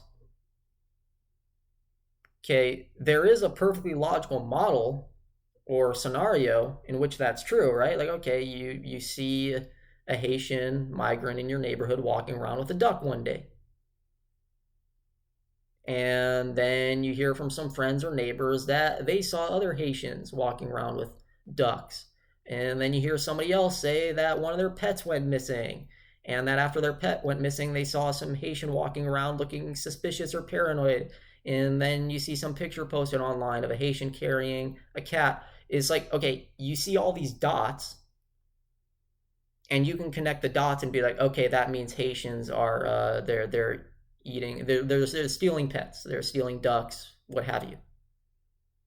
There's nothing inconsistent about that model. Certainly, if that model or that scenario were true, it would manifest in the ways you've seen. You, like, if that were true, yeah, sure, okay, you'd see migrants walking around taking ducks. You'd hear neighbors having their pets going missing. Like, it matches the real world events, but it's not the only model that matches real world events. There's other models which are also consistent and equally match real world events. So just because something is valid and just because something matches the real world events and that you can connect all the dots in this perfectly logical, rational way, that is not enough to make it true. Right? Because again, my model of refraction of sunlight beneath the horizon, that matches what we see too, right? We would still see nighttime in that model. It's just nighttime would be an illusion, but it still perfectly matches what we see. So not only is it perfectly rational, it also perfectly matches what we experience. But that is not enough, right? So the Haitian migrant idea, yeah, perfectly consistent. There's nothing illogical about it. And not only is it logical, it matches what we see. It's not enough. It's not good enough. Just because it makes sense, just because it matches, it's not good enough. There are potentially infinitely many hypotheses for anything that we experience that can match it. You can't just pick one and say, look, it's valid, therefore it's true. There's potentially infinitely many that are valid. The one that ends up being true is the one out of those infinitely many that is not only valid, but actually has something to show for itself, right? Necessities have something to show for themselves. Because we know that nature behaves in accordance with abstract principles. It obeys abstract principles. So if those abstract principles are necessities, nature does not have the option to behave against it. We can, like, that's shown to us. That's not just a valid, sensible, consistent thing. That's something that can be shown. If something is a contingency and you go out and perform research, then you can show that something is true even if it's a contingency. All I'm saying is that necessities can be shown from the chair. So if you show that something is true, that's what makes it true. You have to give a demonstration. This is where, like I've said in the past, you've got to give a demonstration. Making sense means nothing. You need more than that. This is where we could actually start to tie Zen into our epistemology, right? We can't get too attached to sense making. We cannot get too attached to logic because logic and sense making is not enough. Our search for sense obfuscates truth. We could even make a Zen proverb out of this, right? Like, if the truth makes sense, then that's the truth. But if the truth doesn't make sense, then that's the truth. Like, it doesn't matter if it makes sense or not. It has to be there. That's what makes it true. It's got to be there. Something can be there and be sensible, but it could also be there and be nonsensical. Likewise, something could be there or not. Something could not be there and be nonsensical, or it could even be sensible and still not be there, like my sensible model of the sunlight refraction. Something can make perfect sense and be perfectly logical and still just not be there. So it doesn't matter how much sense it makes, it's not there and it's not true. On the other note, something could be the most insane, nonsensical gibberish you've ever heard, but if it's there, it's there. And facts don't care about our feelings, right? So you gotta just take it. It's there, it's true. Even if it doesn't make sense to us. All right, so one more thing before I can really start to get into kind of the point of all this, because we've been exploring a lot of the mainstream facets here. And starting to really look at the Zen aspect of this, but we need to do some more if we're going deeper. Let's now look at like the notion, like a mathematical notion of sets and supersets. So you probably already know this, but I'll explain it just in case. Let's say we have the numbers 1, 2, and 3. Okay, the set of those numbers would be the set which includes 1, 2, and 3. A superset is different though. A superset is like a set of sets. It's like all the different types of sets we could get using these three numbers. So you would have the empty set, which includes none of the three, right? It does not include 1, nor 2, nor 3. Then you could get the set of just 1 without 2 or 3. And then the set of 2 without 1 or 3. And then the set of 3 without 1 or 2. Or you can get the set of 1 and 2 without 3. Or 1 and 3 without 2, or 2 and 3 without 1. And then, of course, you get the full set. You get 1, 2, and 3 together, right? So a superset. Okay, let's look at, for example, the superset of all bananas in the world.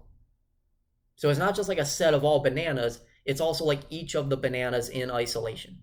So like if you had a banana earlier today, that banana in isolation, without any of the other bananas, that isolated banana is part of this superset, right? And then, yes, there would be a whole set of all the bananas, and that banana would be there, only instead of being isolated as its own banana, it would just be one piece of the set because it'd be there with all the other bananas. When it's isolated, it's just a full thing on its own. Now, let's ask ourselves, okay, are mathematical supersets real? So, like, is this superset of all bananas in the world, is this like a real thing? Now, this starts to kind of go back to what we were talking about earlier in this recording of like, is Platonism true? Are Platonic mathematical principles, like, are they objects that are real in of themselves, like a tree is, or are they not? So again, we're not going to be settling this debate because we don't need to, but let's just ask the question again real quick in terms of these supersets. Is this superset of all bananas? Because this is a mathematical set, arguably. Like, yeah, okay, you have all the bananas physically there, but when we talk about the superset itself, that's just an abstract principle. That's just an arrangement. Just like, again, what I said earlier, you've never seen an actual triangle. You've seen things arranged in the shape of a triangle. But triangles themselves are just abstract principles. They may or may not exist. So you've never seen like an actual triangle. So you've never seen like the actual superset of all bananas. It's just an abstract principle. Yeah, the bananas themselves are physically there, but the superset of them may or may not be. So if we want to ask this question, okay, is the superset there? Is it real? Like, are there Platonic objects? Are these abstract principles real? Okay, again, we can have a whole debate around this. But the bottom line is that it's contingent. The idea that the superset is real is contingent. The reason it's a contingency and not a necessity is because think about this. We can find things which are not included in the superset. Now, this will sound stupid at first, but don't worry, you'll see where I'm going with this. Let's say we look at an orange. Okay, obviously an orange is not going to be included in this superset of bananas. Even if the superset is like a real Platonic abstract principle, the orange is still not going to be included within it, right? So whether or not the superset is real doesn't matter, because whether it's real or not, we can find something which is not in the superset. We can find an orange. Now, we need to ask ourselves, this will sound obvious, it'll sound like a dumb question, but we need to ask it. Why is the orange not in the superset of bananas? Well, because it doesn't have the same traits, right? It doesn't have the traits of what we categorize as a banana, so it doesn't have any of the traits that would qualify it to be in the superset. Okay, boom, right there. That's the thing we need to remember. The reason that the orange is not in the superset is because it has traits that allow it to be independent of the superset. Now, let's recognize this. What if there are traits about bananas that we haven't discovered yet? I mean, we don't know everything about nature, right? Science has not discovered everything. What if there's things about bananas that we just don't know yet? What if there are traits about bananas that we don't know yet, where if we were to know them, we would find that those traits allow them to exist independently of any sort of notion of a superset? In other words, what if it's possible for nature to create bananas in a way that allows them to not be in a superset? This would kind of like ruin Platonism and the Platonic debate. So we're not saying that this is the case, we're just kind of entertaining the possibility, right? Because again, we can look at the bananas as being in a superset of bananas, and then the orange, we can say, okay, that's not in the superset because it has all these different traits. Okay, what if we discover new traits about bananas that make them like the orange? Not in the sense of being an orange. No, that's not what I'm saying. I'm saying, what if we discover new traits about bananas that allowed them to be independent of the superset in the same way that the traits of the orange allow the orange to be independent of the superset, right? That's what we're asking. So we're basically saying, okay, the only reason we can even categorize bananas in a superset is because we just don't know enough about them. Whereas if we were to discover more about them, we would find that supersets don't apply to them, and therefore the abstract principle of the superset of all bananas is just not real, because these bananas just exist independently of that, and therefore Platonism is false. Again, we're not saying that's the case. We're just showing that it's a possibility that Platonism is false and that the superset is not real, because maybe the only reason we can even think that we're able to categorize bananas in a superset is just simply because we don't know enough about bananas yet, right? We don't know enough about bananas. We don't know enough about nature. What if we discovered more about nature and found that nature could create systems of bananas that are independent of supersets, such that it's no longer possible to think of nature and of bananas in this purely mathematical way, right? It no longer makes sense to project mathematical supersets onto nature, because nature would just behave in ways that don't really fall in line with them. That's possible, right? It's possible. Because we're not saying that 2 plus 2 equals 4 would be false. No, we're saying that the notion of supersets would be false. Bananas, you could still have 2 bananas next to 2 others being 4. It's just that there would be no like superset for that, which probably sounds a little bit confusing. I can go over that in a future video, but it's besides the point for right now. It's not relevant to where we're going. We're basically just saying the superset does not have the same necessity that 2 plus 2 equals 4 does, right? It's possible for the superset to not be there, because you can find traits outside of the superset. You can find other options. You cannot find options which stand outside of 2 plus 2 equaling 4, at least not classically, right? Because it's a necessity. So 2 plus 2 equals 4 is a necessity, but the superset of all bananas is not. Therefore, it's possible that bananas are not included in any sort of abstract principled superset. So what that means is that even if nature obeys the abstract principle of 2 plus 2 equaling 4, it might not obey the abstract principle of there being this superset which all bananas are a part of, even in isolation, like the isolated set of just your banana being alone without the others, right? Like that sort of a superset just might not be there because it's a contingency. Nature obeys necessities. There's like this old Alan Watts quote, which, to be honest, it's wrong, but whatever. We can modify it. He said, nature abhors a vacuum. Let's change that into nature obeys a necessity, right? So as long as something is an abstract principle, we can say that nature obeys it. The superset, though, is not a necessity, so it's not some abstract principle that we can immediately say nature obeys. Maybe nature obeys it, maybe it doesn't. So that's where it's a contingency again. Okay, so with that out of the way, we can then say if there's an abstract principle that is a necessity, meaning there's no options left to stand in alternative to it, then nature obeys it. But the reason that the superset might not be real is because that's not the case. We can find traits independent of it. We can find other options independent of it.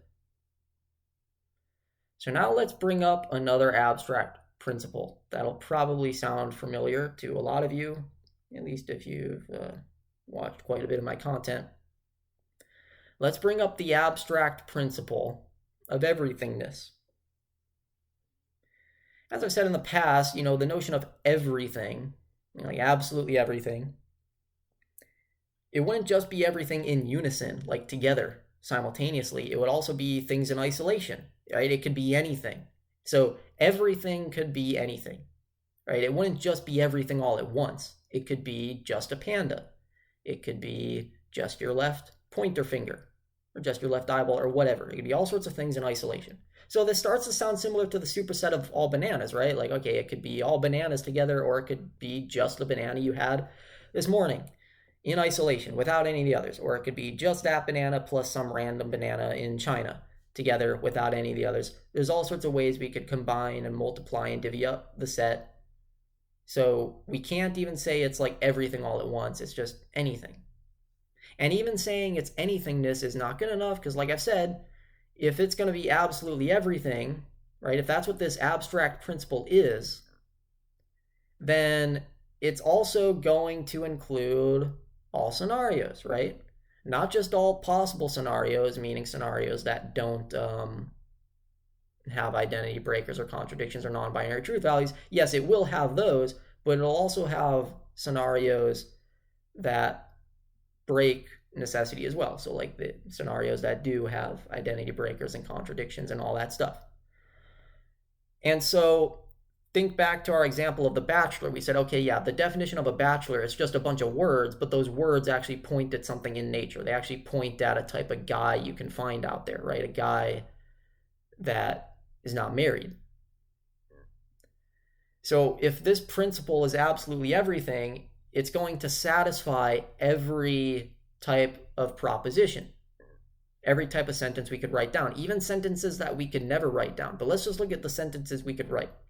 If we just have an endless list of sentences What we're saying is this absolute everythingness, as a principle, is going to have systems which satisfy all the descriptions of all the sentences on that list to everyone's satisfaction.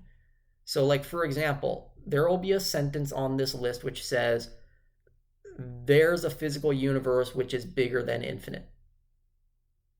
Okay, you might say, well, I would just consider that infinite. Like, oh, well, if I got pulled into that physical universe, I would just point at it and I would consider it infinite by my definition. Okay, maybe, but then there would be another universe where it would be so much bigger than infinite that even you would look at it and go, okay, yeah, that's obviously bigger than infinite. Like, it would meet your definition. So it accommodates all relativities. It doesn't matter that everybody's definition of this or that are relative or subjective or different, because no matter how far somebody's definition of infinity goes, there's going to be some type of system which breaks even your definition. It's going to break everybody's ceiling. Everybody's got a breaking point. Even if there are people who don't have breaking points and they have no ceiling and it just keeps going, it'll break past even that. That's what this absolute everythingness principle is. And again, we're not saying that this principle is real. No, we're just looking at the principle. We're just looking at it as like a pure concept. Like, again, we did not say numbers are real, right? We just said that nature obeys those principles. And the only reason it obeyed them was because they were necessities. We did not need to argue or debate about whether numbers are real or not. So we're not saying or arguing whether this abstract principle of everythingness is real or not. No, that's besides the point. We don't need to get into that debate. All we're saying is that the principle, meaning like the concept itself, obviously, by definition, would include the notion of universes that go so far that they're physically beyond infinity, even by whatever your definition of infinity is. So it's going to break everybody's ceiling or ceilinglessness or whatever. So yes, it would include universes that are bigger than infinite, but you look at them and say, well, I don't consider it to be bigger. And then it would also include ones where even you look at them with your strict definition and say, yeah, that's bigger. Likewise, it would include universes that are pure consciousness, but then include universes that are purely material. And again, whatever your definitions are, it's going to break them. So you might look at a purely material one and say, oh, well, that's still just consciousness by my definition. Okay, there's going to be ones that are purely physical, even by your definition. You look at them and call them that. That's how far this principle goes. Again, this is obvious. We're not saying that this principle is real or not. We're not getting into that sort of a discussion yet. We're just looking at the very obvious facts of the concept, just the pure abstract concept, the pure abstract principle. We can say very obviously that this sort of principle, if it's going to include absolutely everything and be absolutely everything, then it's going to include and even be all this stuff, even in isolation, right? It's going to be that bigger than infinite universe, the universe that's bigger than infinite, even by your definition, but it's also just going to be a panda without any of the other stuff. Like, that's just simply true of the concept, right? Of the abstract principle. That's just true of it. We don't need to talk about its realness or not. It's just true of the concept. Okay, so let's get back on track. So the point is then that we could go down this list and we could find all these sentences, and even though they're just sentences, this principle, this abstract principle of absolute everythingness, is going to include stuff which satisfies all those sentences, no matter how far the definitions are stretched and no matter how far you stretch the definitions.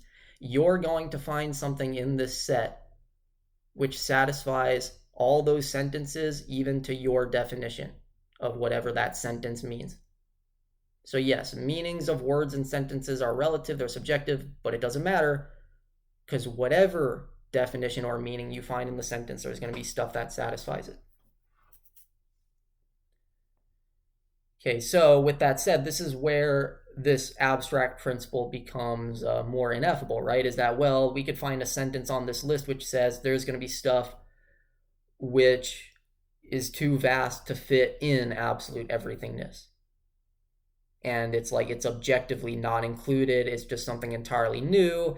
It's as new and as different from absolute everythingness as absolute everythingness is from a blade of grass. Like, it's objectively beyond it, right? Goes boundlessly further than it. There's going to be sentences like that, and that's going to be satisfied. So this is where even the accurate, true by definition description of the principle explodes, and it's so accurate that it's not accurate. Kind of like I said in the past, things can be so correct that they're incorrect. We get that here, right? We're going to find all these sentences being satisfied, and so we're even going to find sentences being satisfied which go further than what we're calling the principle. So what we essentially have here is an abstract principle which, even if we stick by the very nature of the principle's definition, we still end up going further than the principle's definition, where we no longer even have that definition, right? The definition is so accurate that it's not accurate at all. So we're not fixing ourselves to this principle of absolute everythingness. We're saying it goes way further, and that's the principle. And we're not moving goalposts either. It's not like we're changing the definition of this principle. No, this principle is just that way. It just simply goes further. We're not changing the definition of absolute everythingness because we don't need to. This principle, whatever you want to call it, it's just by definition going to go further than everythingness, just like it goes further than blue, just like it goes further than green, or further than a panda, or further than a whatever. And not only that, it could be all that stuff in isolation. It could be a panda, and not only could it be a panda in isolation, it could be just a panda without being any lesser than the full set of everythingness or any of the bigger sets. So it could be one of the lesser sets without sacrificing anything. Again, that's just true of this principle. Even if we're just looking at the pure abstract conceptual nature of the principle itself, that's just the nature of the principle. It's just that way. So again, it's not just all the sentences that we're going to see satisfied, even sentences that we can never write are going to be satisfied by this principle. Even sentences which go so far that they're not even sentences anymore, written or not written. Whatever those things are, they're going to be satisfied by this principle. Okay, now, so far we've just been exploring this from a purely abstract standpoint. We have not been saying anything about whether this principle is real or not, but I want you to ask yourself this question now. Can you find any sort of option or any sort of system or any sort of thing or any sort of whatever that this principle is not? You could point to a banana. Well, no, wait a minute. This principle's got to both include and be that banana, right? It's going to include it, and then it could also be it, because it could be it in isolation. Okay, maybe you point to the universe. Well, no, that's in there. Whether in isolation or not, it's in there. It's going to include it and or be it in isolation. Notice that every sort of thing or whatever you point at, this principle keeps going and going and going. It's inescapable. You're never going to be able to point to something outside of it because, well, of course, you could point to something outside of it because that would be a sentence on our list, which would be satisfied that there are things outside of it. But that's the thing, is that this principle goes so far that even that stuff's going to be satisfied. So even if you do find something outside of it, you've still found the principle, right? So like the principle includes its own negation. It's very non-dualistic, that sort of a thing. It even is too non-dualistic to call non-dualistic because it would go further than that. But anyways, you get my point. So there isn't any point that you can find which this principle doesn't include or isn't. Whatever you point at, it's just going to be that thing. Okay, so now, if there's no option for any of this stuff that we're pointing at to not be this principle, okay, that starts to sound weird. This is where things are going to get very trippy, so you really got to kind of move slow. We got to think carefully through this. Be thorough. Just bear with me. We're going to work through this together. What's going on here? First of all, let's use the standards that we've been using throughout this entire recording so far. We've been using very mainstream, again, very quote-unquote orange, rational standards. Okay, something is a necessity if we cannot propose another option without identity breaks or contradictions or non-binary truth values. Can we do that? Can we propose any sort of system or any sort of thing or any sort of whatever without doing that stuff? Even worse than that, even if we do break that stuff, even if we do allow for identity breaks and contradictions and non-binary truth values, we will still be finding options that this principle includes and is. So we don't just have a necessity here, we have something bigger. Because even if we defy the identity breaks and contradictions and non-binary truth values, we still are not able to propose hypotheticals which this thing isn't. This principle is going to include and be these things, even if we break classical logic. So it's not just a necessity, let's call it an absolute necessity. But notice, even that term is not going to be good enough to really get at the strength and the stickiness of this principle, because there's going to be sentences on that list that there are things which are objectively beyond absolute necessities and are stronger than absolute necessities. So even if we break absolute necessity, we still would not have broken this principle. Hell, even if we just break the principle, we still would not have broken this principle. Even if we genuinely break the principle such that the principle is just broken and it's not also not broken, like, we're still getting at it. We still have the principle. Okay, here's where things start to get strange now. Nature obeys abstract principles. Again, we established this independently of the debate. Platonism does not need to be true. It's simply the case that nature obeys abstract principles. Every time 2 is next to 2, there's 4 there. It does not matter if numbers are real or not. Numbers can just not exist, but 2 next to 2 is still 4. And if the abstract principle is a necessity, then it kind of just goes without question that nature is going to obey it, meaning that nature is going to behave in accordance with it. But what we have here is an abstract principle which is not only a necessity, it's an absolute necessity, and it goes too far to even call it that. Now, here's the thing. We really need to understand what this necessity is, because you might be tempted to say, oh, Ethan, this is God, or whatever, this or that. Like, no, there's going to be sentences on this list which say that even blasphemous, heretical things are true or real, that there's things which are beyond God. And again, whatever your definition of God is, however far you stretch the term God, there's going to be things that you would look at and go, okay, yeah, that's beyond God. I don't care how religious you are, even the Pope would look at these things and go, yeah, that's beyond God. And without dethroning God, like, it wouldn't make God lesser. It wouldn't mean like, oh, God's limited. No, even if God is entirely, purely limitless, there would still be stuff beyond it. So it's not like we're making God lesser. No, even God, in the entire fullness of whatever the term God means, would be that way, and then there would be stuff which would be further, without limiting God, without implying any limitations for God. It would just go further, even if God is there in fullness, such that even the Pope would point at and go, yeah, that's beyond God. I don't care how heretical or non-Catholic that sounds, it's beyond God, right? Because this principle has absolutely everything. So it's going to have non-Catholic stuff too. Of course, Catholics aren't the only people who believe in a sort of monotheistic God, but you know what I'm saying? No matter what your definitions are, this stuff is going to be satisfied. So we're not talking about consciousness here. We're not talking about infinity. I mean, here's the thing. We're never going to be able to go far enough to call this thing a certain thing. So, like, yeah, I've used terms to refer to this thing, like everythingness and anythingness and absolute this and that and infinitude and boundlessness. But like I said in my free or knowing video, it continues boundlessly, speechlessly beyond me. So whatever I call it, this is where I shoot myself in the foot. Even whatever I call it is not good enough.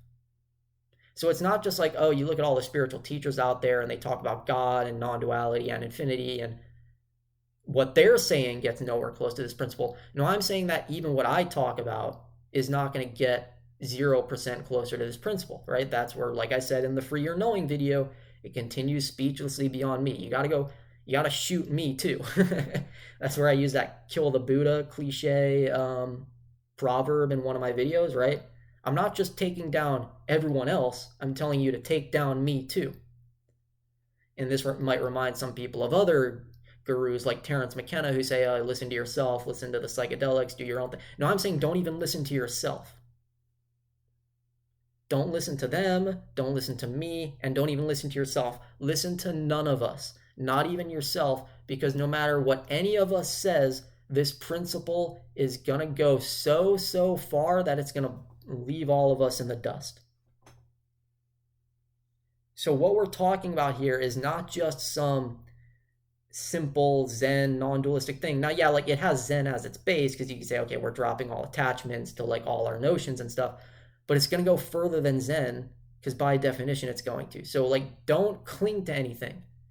If you're clinging and trying to bend this principle in your favor and say, oh, this sounds like Zen, or this sounds like what I've seen in meditation, or this sounds like what non-duality talks about, like, stop trying to bend it and break it. Let it be pristine.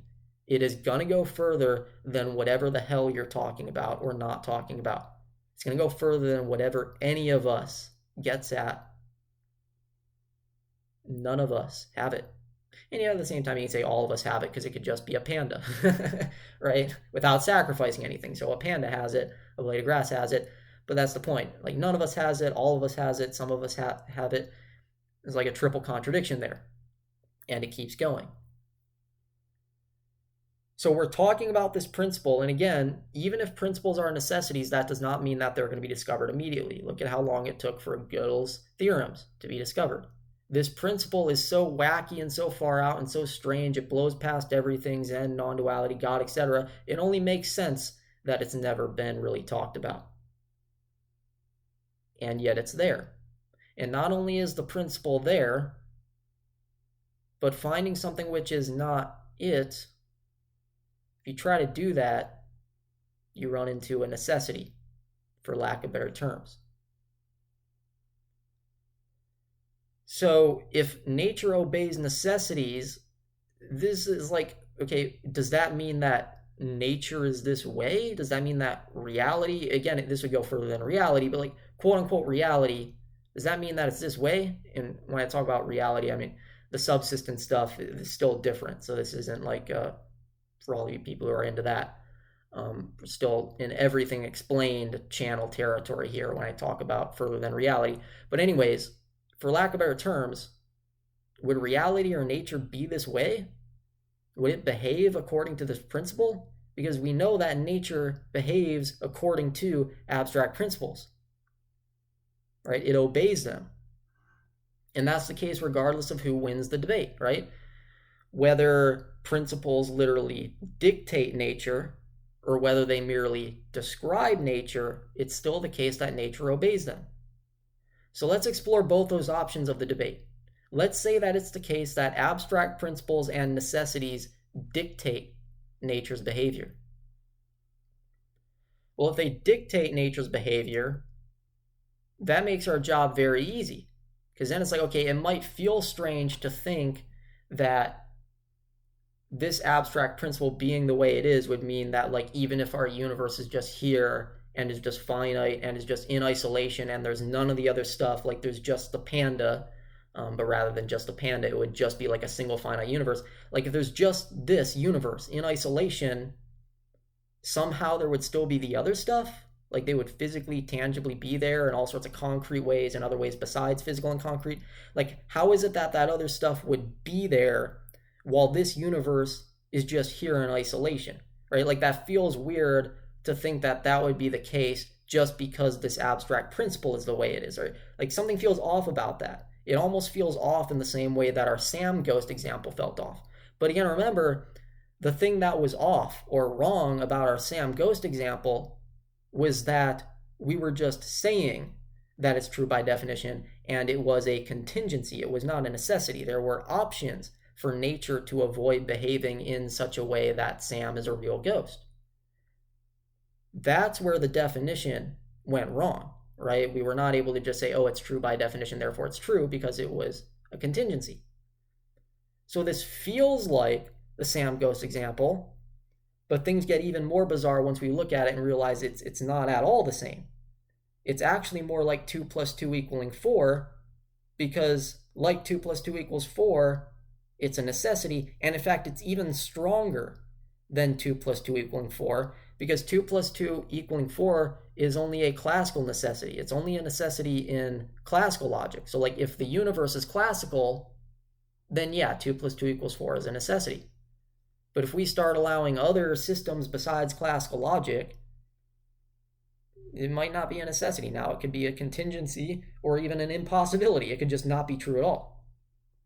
But even if we allow for those other systems and break all the systems, what is still a necessity is our principle here. So not only is this principle more like 2 plus 2 equaling 4 than it is like the Sam ghost, it's actually far stronger than 2 plus 2 equals 4. In fact, it's so much stronger than 2 plus 2 equaling 4 that 2 plus 2 equals 4 is closer to the Sam ghost than it is to this principle. In fact, they're on top of each other in comparison. 2 plus 2 equals 4 gets 0% closer to this principle than the Sam ghost does. So this principle goes way further in terms of its necessitative power. So if we're willing to accept that nature behaves according to abstract principles, especially necessities, do we just go ahead and accept that nature or quote unquote reality like is literally this principle? That's the thing, is there really are no arguments against this. Now, here's where I need to go academic before we go further with this radical thing. Again, remember, we're trying to be radical and mainstream. So let me dive back into the mainstream for a minute before we go back into all the trippy radical fringe stuff. This is a very bizarre discussion. We've got to be careful how we explore this. Make sure we're not just being cranks about it, not just being crackpots. We got to walk this borderline between the crackpot and the academic. That's what we're trying to do. So let's dive back into the mainstream. Okay, first of all, there is like a more subtle version of what I've just described, like a more subtle argument that's already been made by a philosopher named Paul Cabet. He wrote a thesis back in, it was 2008 or 2009. He published it into a book in 2010. It's called On the Plenitude of Truth. He has this indistinguishability argument for this concept called triviality, which I've talked about. Triviality is the notion that everything is true. And he basically said with triviality, there is no ability to find an alt-triv because even any and all alt-trivs would still be inside of triv. So an alt-triv being like something that's independent of triviality. So like even if you find something which is genuinely an alt-triv and genuinely independent of triviality, it's still going to be in triviality, and triviality is still going to be it. And even if you look at physical systems, so like if the universe as a physical system is just isolated and there on its own, that's still not an alt-triv, because just by definition, triv would be all of that, even the isolated physical universe. Assuming the universe is an isolated physical system, it would still be triv. So no matter what we point at, it's indistinguishable from triv. So that's the indistinguishability argument. And guess what? Triviality was completely laughed at before he wrote his thesis. You can look back at all the old writings about triviality. It was considered like clinically insane to endorse it as a philosopher. Both within and outside of academia, it was considered insane. Then Cabet wrote his book, and again, necessary principles are not always discovered until later. He discovered this principle, this indistinguishability argument. Now, okay, this was only written in 2010, so it's still got some ground to cover. It's still new, it's still niche, but there is a growing small niche group of philosophers in academia who take triviality very seriously after his thesis. It's like, okay, well, it's there. You can't say the indistinguishability principle is not there. It's there, just like how 2 plus 2 equals 4 is there. Now that it's there, and we can't argue against it, we've got to figure out what the hell that is. What the hell is going on?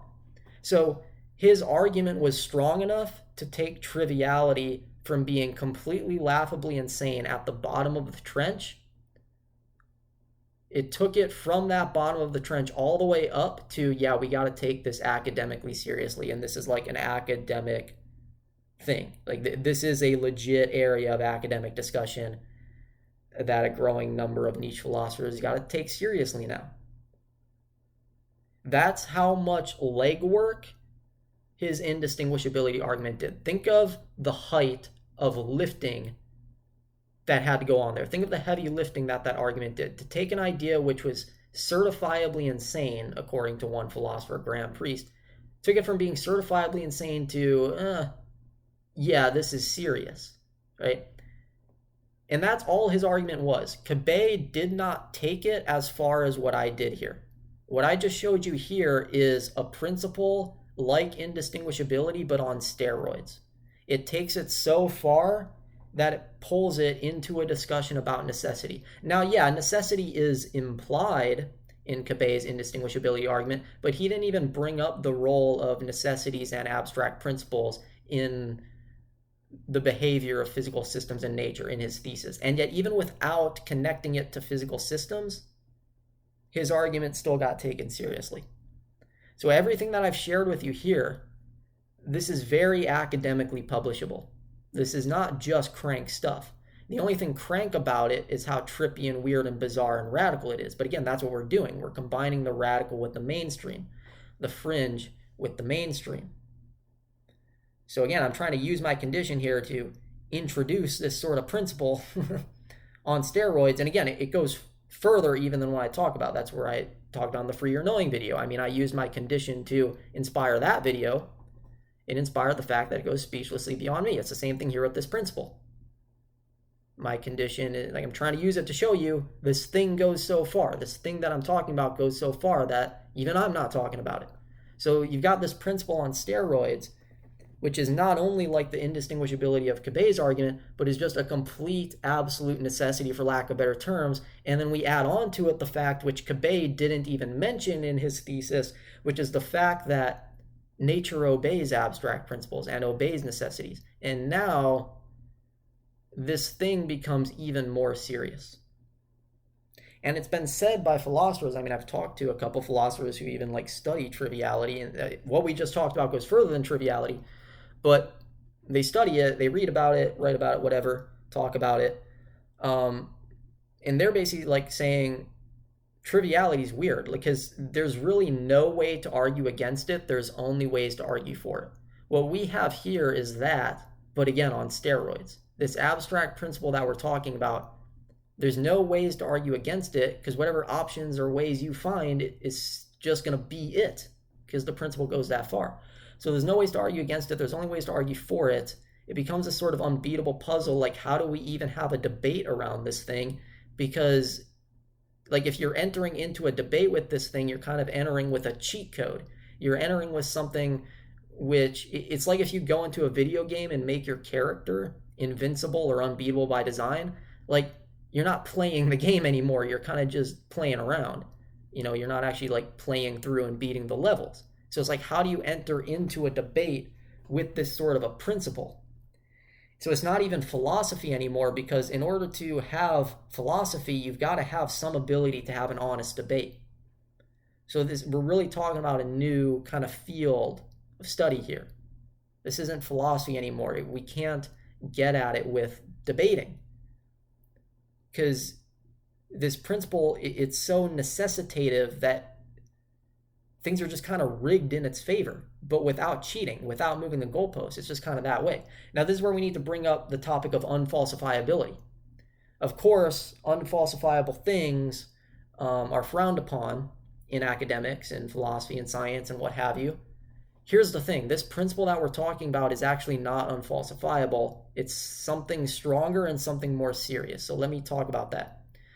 Because, see, an unfalsifiable thing still has a hypothetical option for it to be false. It's just that we cannot get at that option. So, for example, something that's often brought up as an example of an unfalsifiable idea is a belief in God.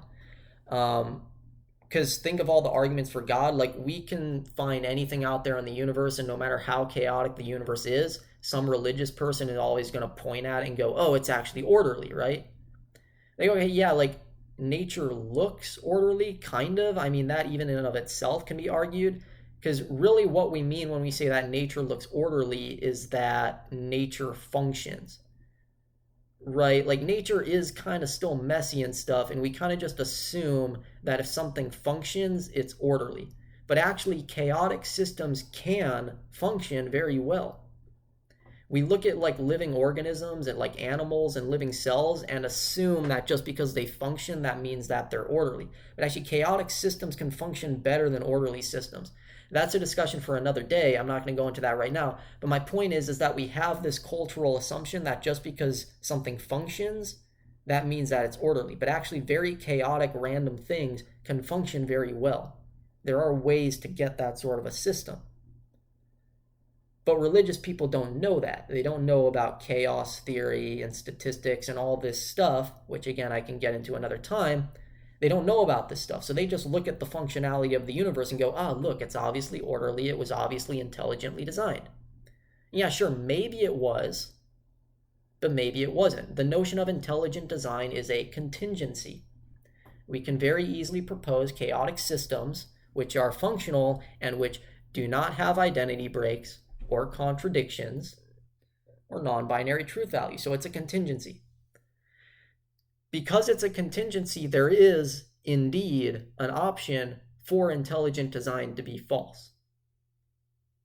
But it's still unfalsifiable because we're never going to be able to access that false option, because no matter what we discover, we could look at a really random chaotic system and a religious person is still going to look at it and see functionality and go, look, it's functional, it's orderly, therefore it's designed, yada, yada. Like they can always shift the goalposts of what they define to be orderly.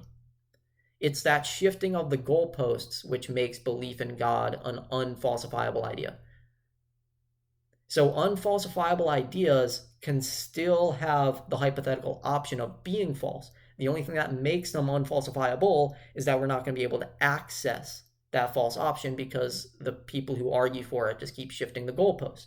But again, with our principle here of absolute everythingness, we don't need to shift the goalposts. It just goes as far as it does without us ever needing to shift anything. So it's not an unfalsifiable idea. It's something stronger. It's not just unfalsifiable, it's that it has no option to even be false. This is where it's like, how do you even have a debate with this thing? Debates just inherently turn dishonest. So we need a new way to tackle principles like this and figure out what's going on. Now, obviously I welcome skepticism. I understand if people listen to this and they're still not convinced by this necessary principle and that quote unquote reality would be this way. I mean, obviously there are academics who read Cabet's thesis and went, yeah, that indistinguishability argument, that was really nice, it was really strong, but it's not conclusive. So just because we cannot argue against it doesn't mean that you have to be convinced of it. You know, maybe you want to be cautious, maybe you still want to be skeptical and kind of see where things go. That's fine. So the point of this video is not to say, you've got to accept this principle. No, the point is to show here that we at least have what we can call evidence for it. It's not empirical evidence, right? Because again, like 2 + 2 = 4, that's not an empirical principle. It's abstract, it's necessitative. So instead of empirical evidence, what we have is a sort of necessary evidence, or what I call critical evidence, meaning we can't really get around it. We cannot critique it. We cannot find any angle from which to criticize it because it's just there necessarily, so there's no way to argue against it. That's evidence. So even if you want to be cautious, of course, and be like, okay, I'm not convinced yet, we can at least look at this principle and go, okay, there is critical evidence for this. It's there. It's undeniable. And this is different than the superset thing we went through with the superset of bananas, because the superset of bananas had other options, right? You had the orange. You had maybe traits of bananas that we don't know yet, which would make the bananas independent of the superset. So it's possible to be independent of that superset. Whereas with this principle, we can't even say it's not possible, because even if we go into the impossible, we'll still have this principle. It'll still be a necessity. Even if we go beyond necessities, it'll still be there. So it's just there. This is where we get into what I promised at the beginning of this recording. What if there's something extremely radical that we can look at and just see in the same way that you just see that there's 3 matchsticks when there's 3 matchsticks on a table? You don't need to count them. You don't need to do anything with them. You just see it. Notice that even though you've never experienced the number 3, you can still see things arranged as 3, and you can still see that 1 plus 2 just is 3. Right? These abstract principles and these necessities are prior to direct experience. This is why direct experience is not necessarily king, as some people have said. There are things which can be there prior to direct experience.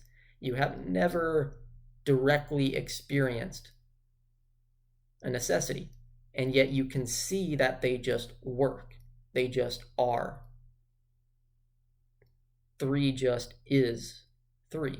The 3 matchsticks just is 3. That's what a necessity is. It just is. You don't need to experience it. You don't need to count it. It just is. So it's like, even if you haven't directly experienced this everythingness principle that I'm talking about, you can see it right now. You can see that it's unbreakable. You can see that every option just is it. It just is. It's there prior to direct experience. It can be shown for itself, even independently of experience, even with a complete lack of experience. Even when you're dead, assuming you have no experience, let's just assume like you have no experience when you're dead, like the standard view of death. Even when you're dead, this necessary principle would still be there. There doesn't need to be any experience. It's prior to direct experience. And notice, we can say that even more so of this principle than we can say that of 2 plus 2 equaling 4, because there's all sorts of debates of do we invent mathematics instead of discovering it? Okay, like if we invent mathematics, then we could argue that mathematics dies when you die or whatever. But even if that's the case, and 2 plus 2 equals 4 is gone as a necessity when you're dead, this necessity will still be there. It's even more necessitative than mathematics. And yet we already accept that nature behaves in accordance with mathematical principles. Whether it's dictated by them or whether it's merely described by them, it obeys them. We already accept that, so we have a very real reason to take this new principle seriously.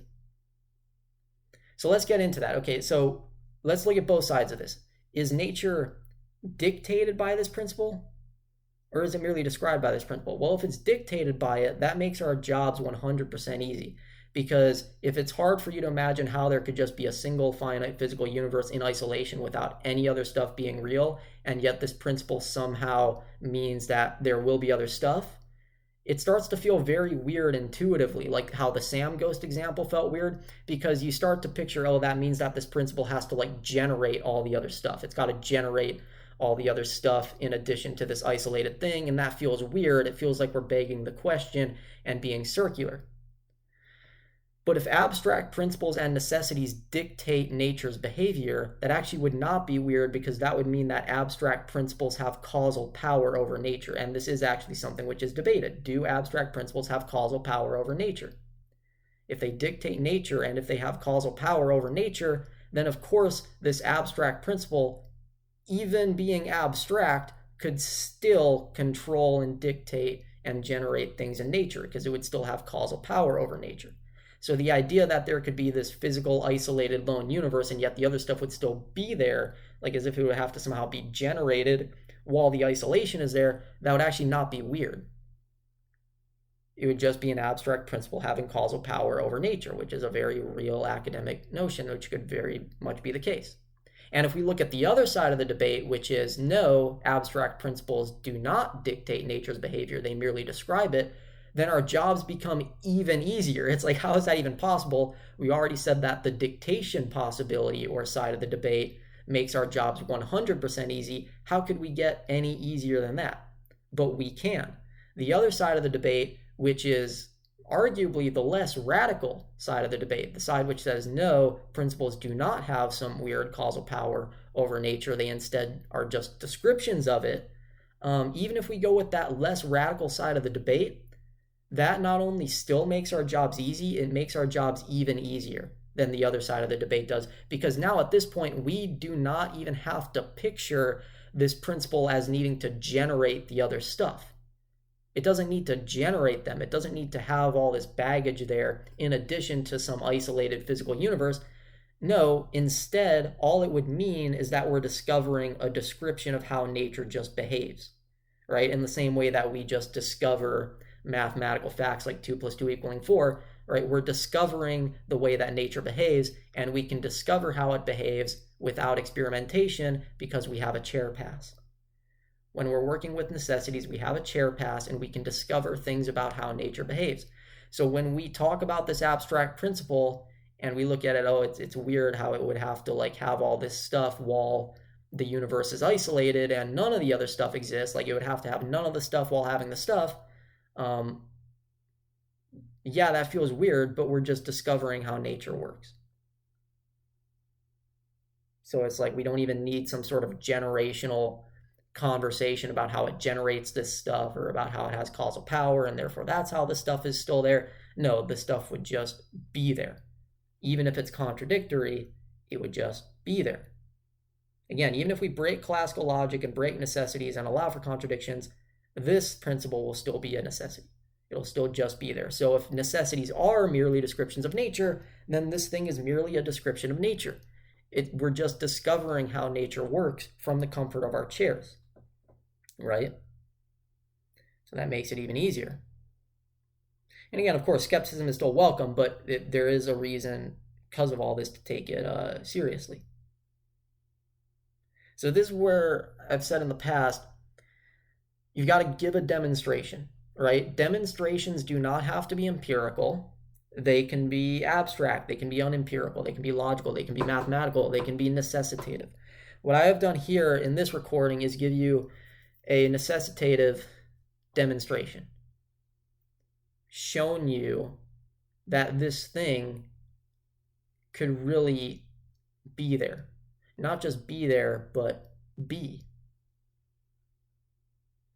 And if it is, well, now again, we could start asking questions, okay, are we in a universe that's just isolated and just physical or just consciousness or just this or just that? Like we still have room to be skeptical over what the universe is because the universe could be anything. It does not mean that we live in a reality where it's just everything all at once. No, it could just be an isolated reality, like just having a panda or whatever. So this does not settle every debate ever. We would still have room to debate about, okay, what sort of universe do we live in? Because it could be any of that stuff. So like I said, we're not building Iron Man suits or introducing you to Doctor Strange or anything like that.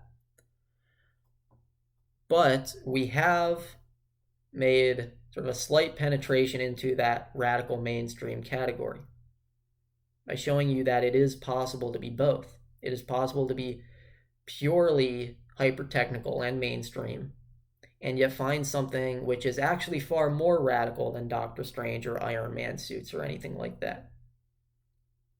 So we've shown that there's at least a spark or an ember in this category. There is something here in this category, which we've never had before, right? It's been a blank void. We have all the other categories filled up, lots of stuff in science to look at, lots of stuff in math, lots of stuff in spirituality, lots of stuff in the paranormal, but not anything here. But there certainly can be. I've shown you that it's there. Again, you can see it even prior to direct experience. You can see it. You see that it's just there. It's just a necessity. Necessities do not need to be directly experienced. They're just there. They're prior to it. You don't need to experience going around meeting every bachelor in the world to know that they're not married. It just is the case. It just is true. A necessity just is. Nature obeys a necessity.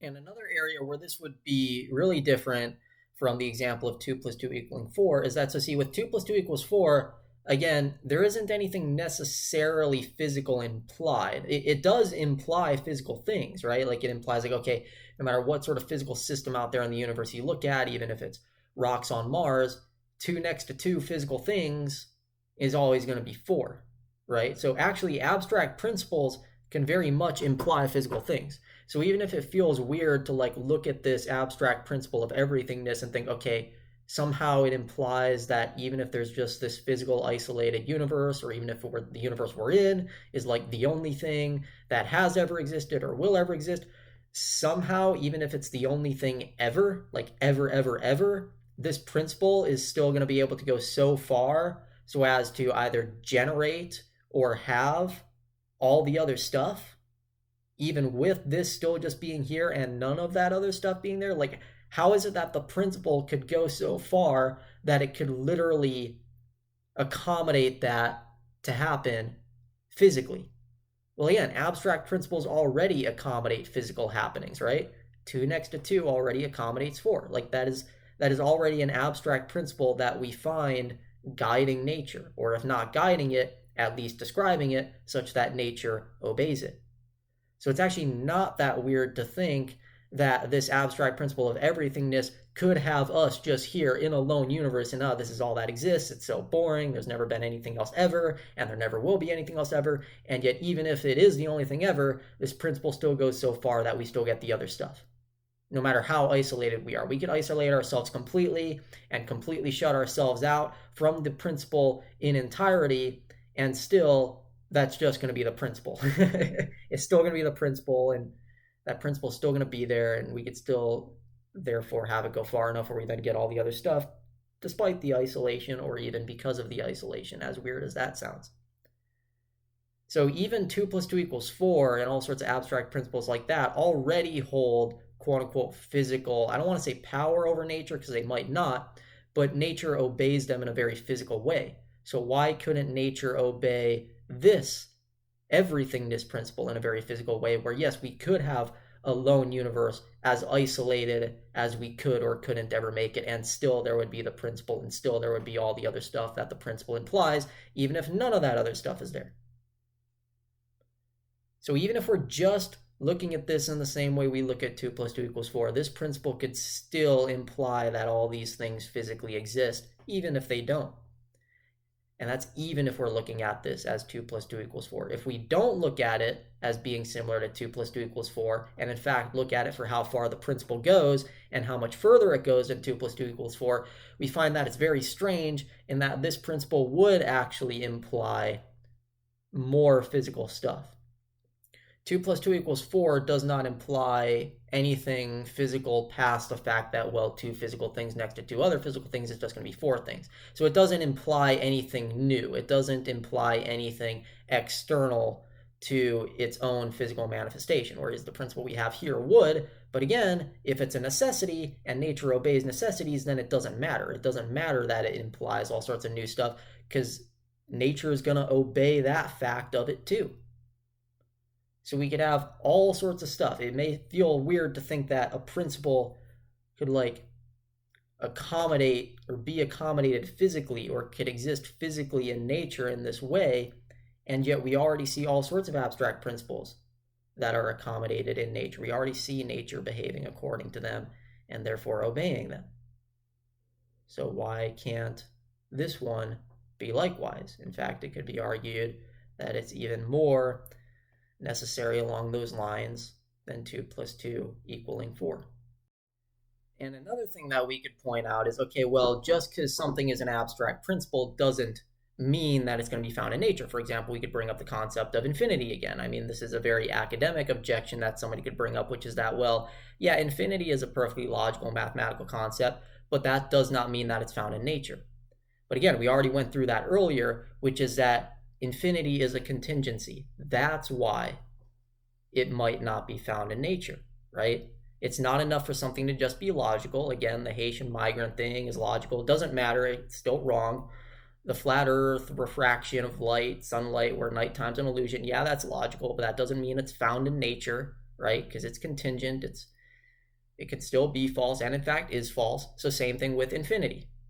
Infinity could be true, it could be real, it could be found in nature, but since it's a contingency, it might not be found in nature.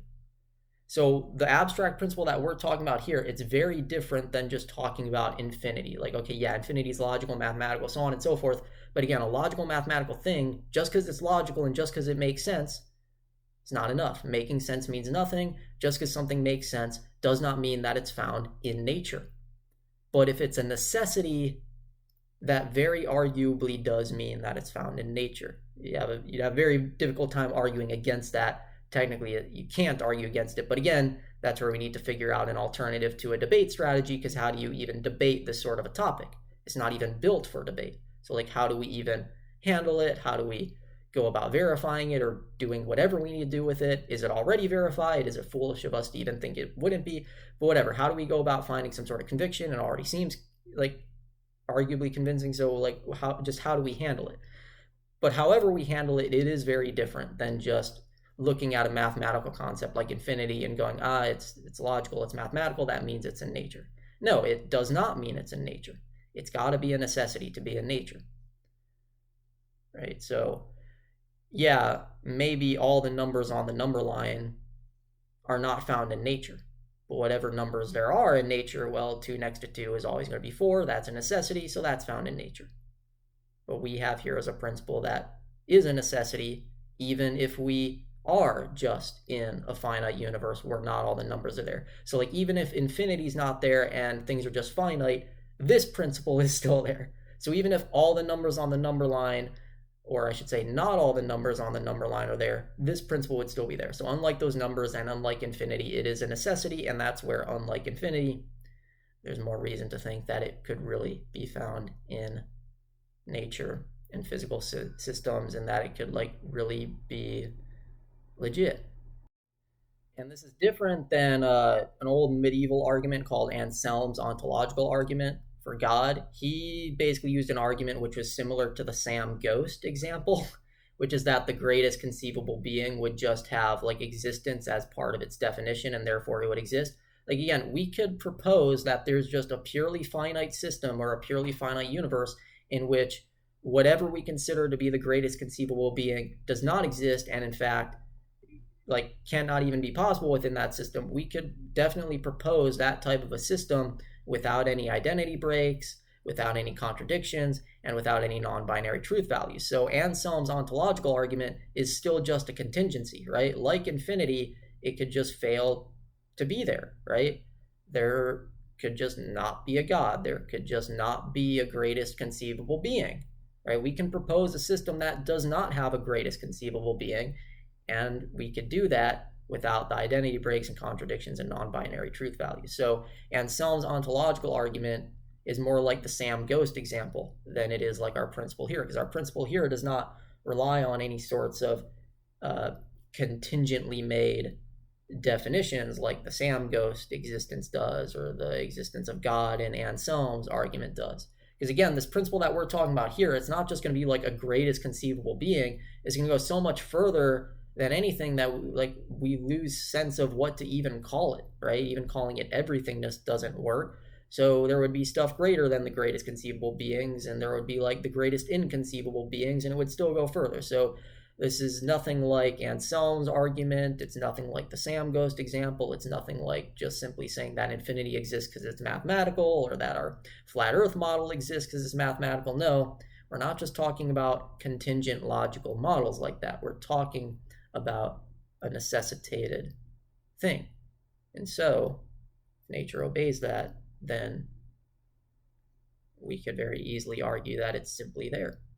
So, to really think about this, kind of wrap it up, I mean, there's other things we could talk about with this principle too. The thing I talked about here, this is just one piece of quote unquote evidence for it. There's still more. So, like, there's still more we could pull out, and yet look at how much is already here with just this one piece. And yet there's still more work to be done. So if you're kind of someone who sits there and says, oh yeah, there's no way that any sort of crazy, radical, out there, unhinged idea, well, this isn't really an idea because it goes further than that, but quote unquote idea, like, there's no way that anything like that could ever be accepted in a mainstream way. There's no way it could ever be demonstrated in a mainstream fashion. There's just simply no way. Well, look at this. It's too late. It's already done.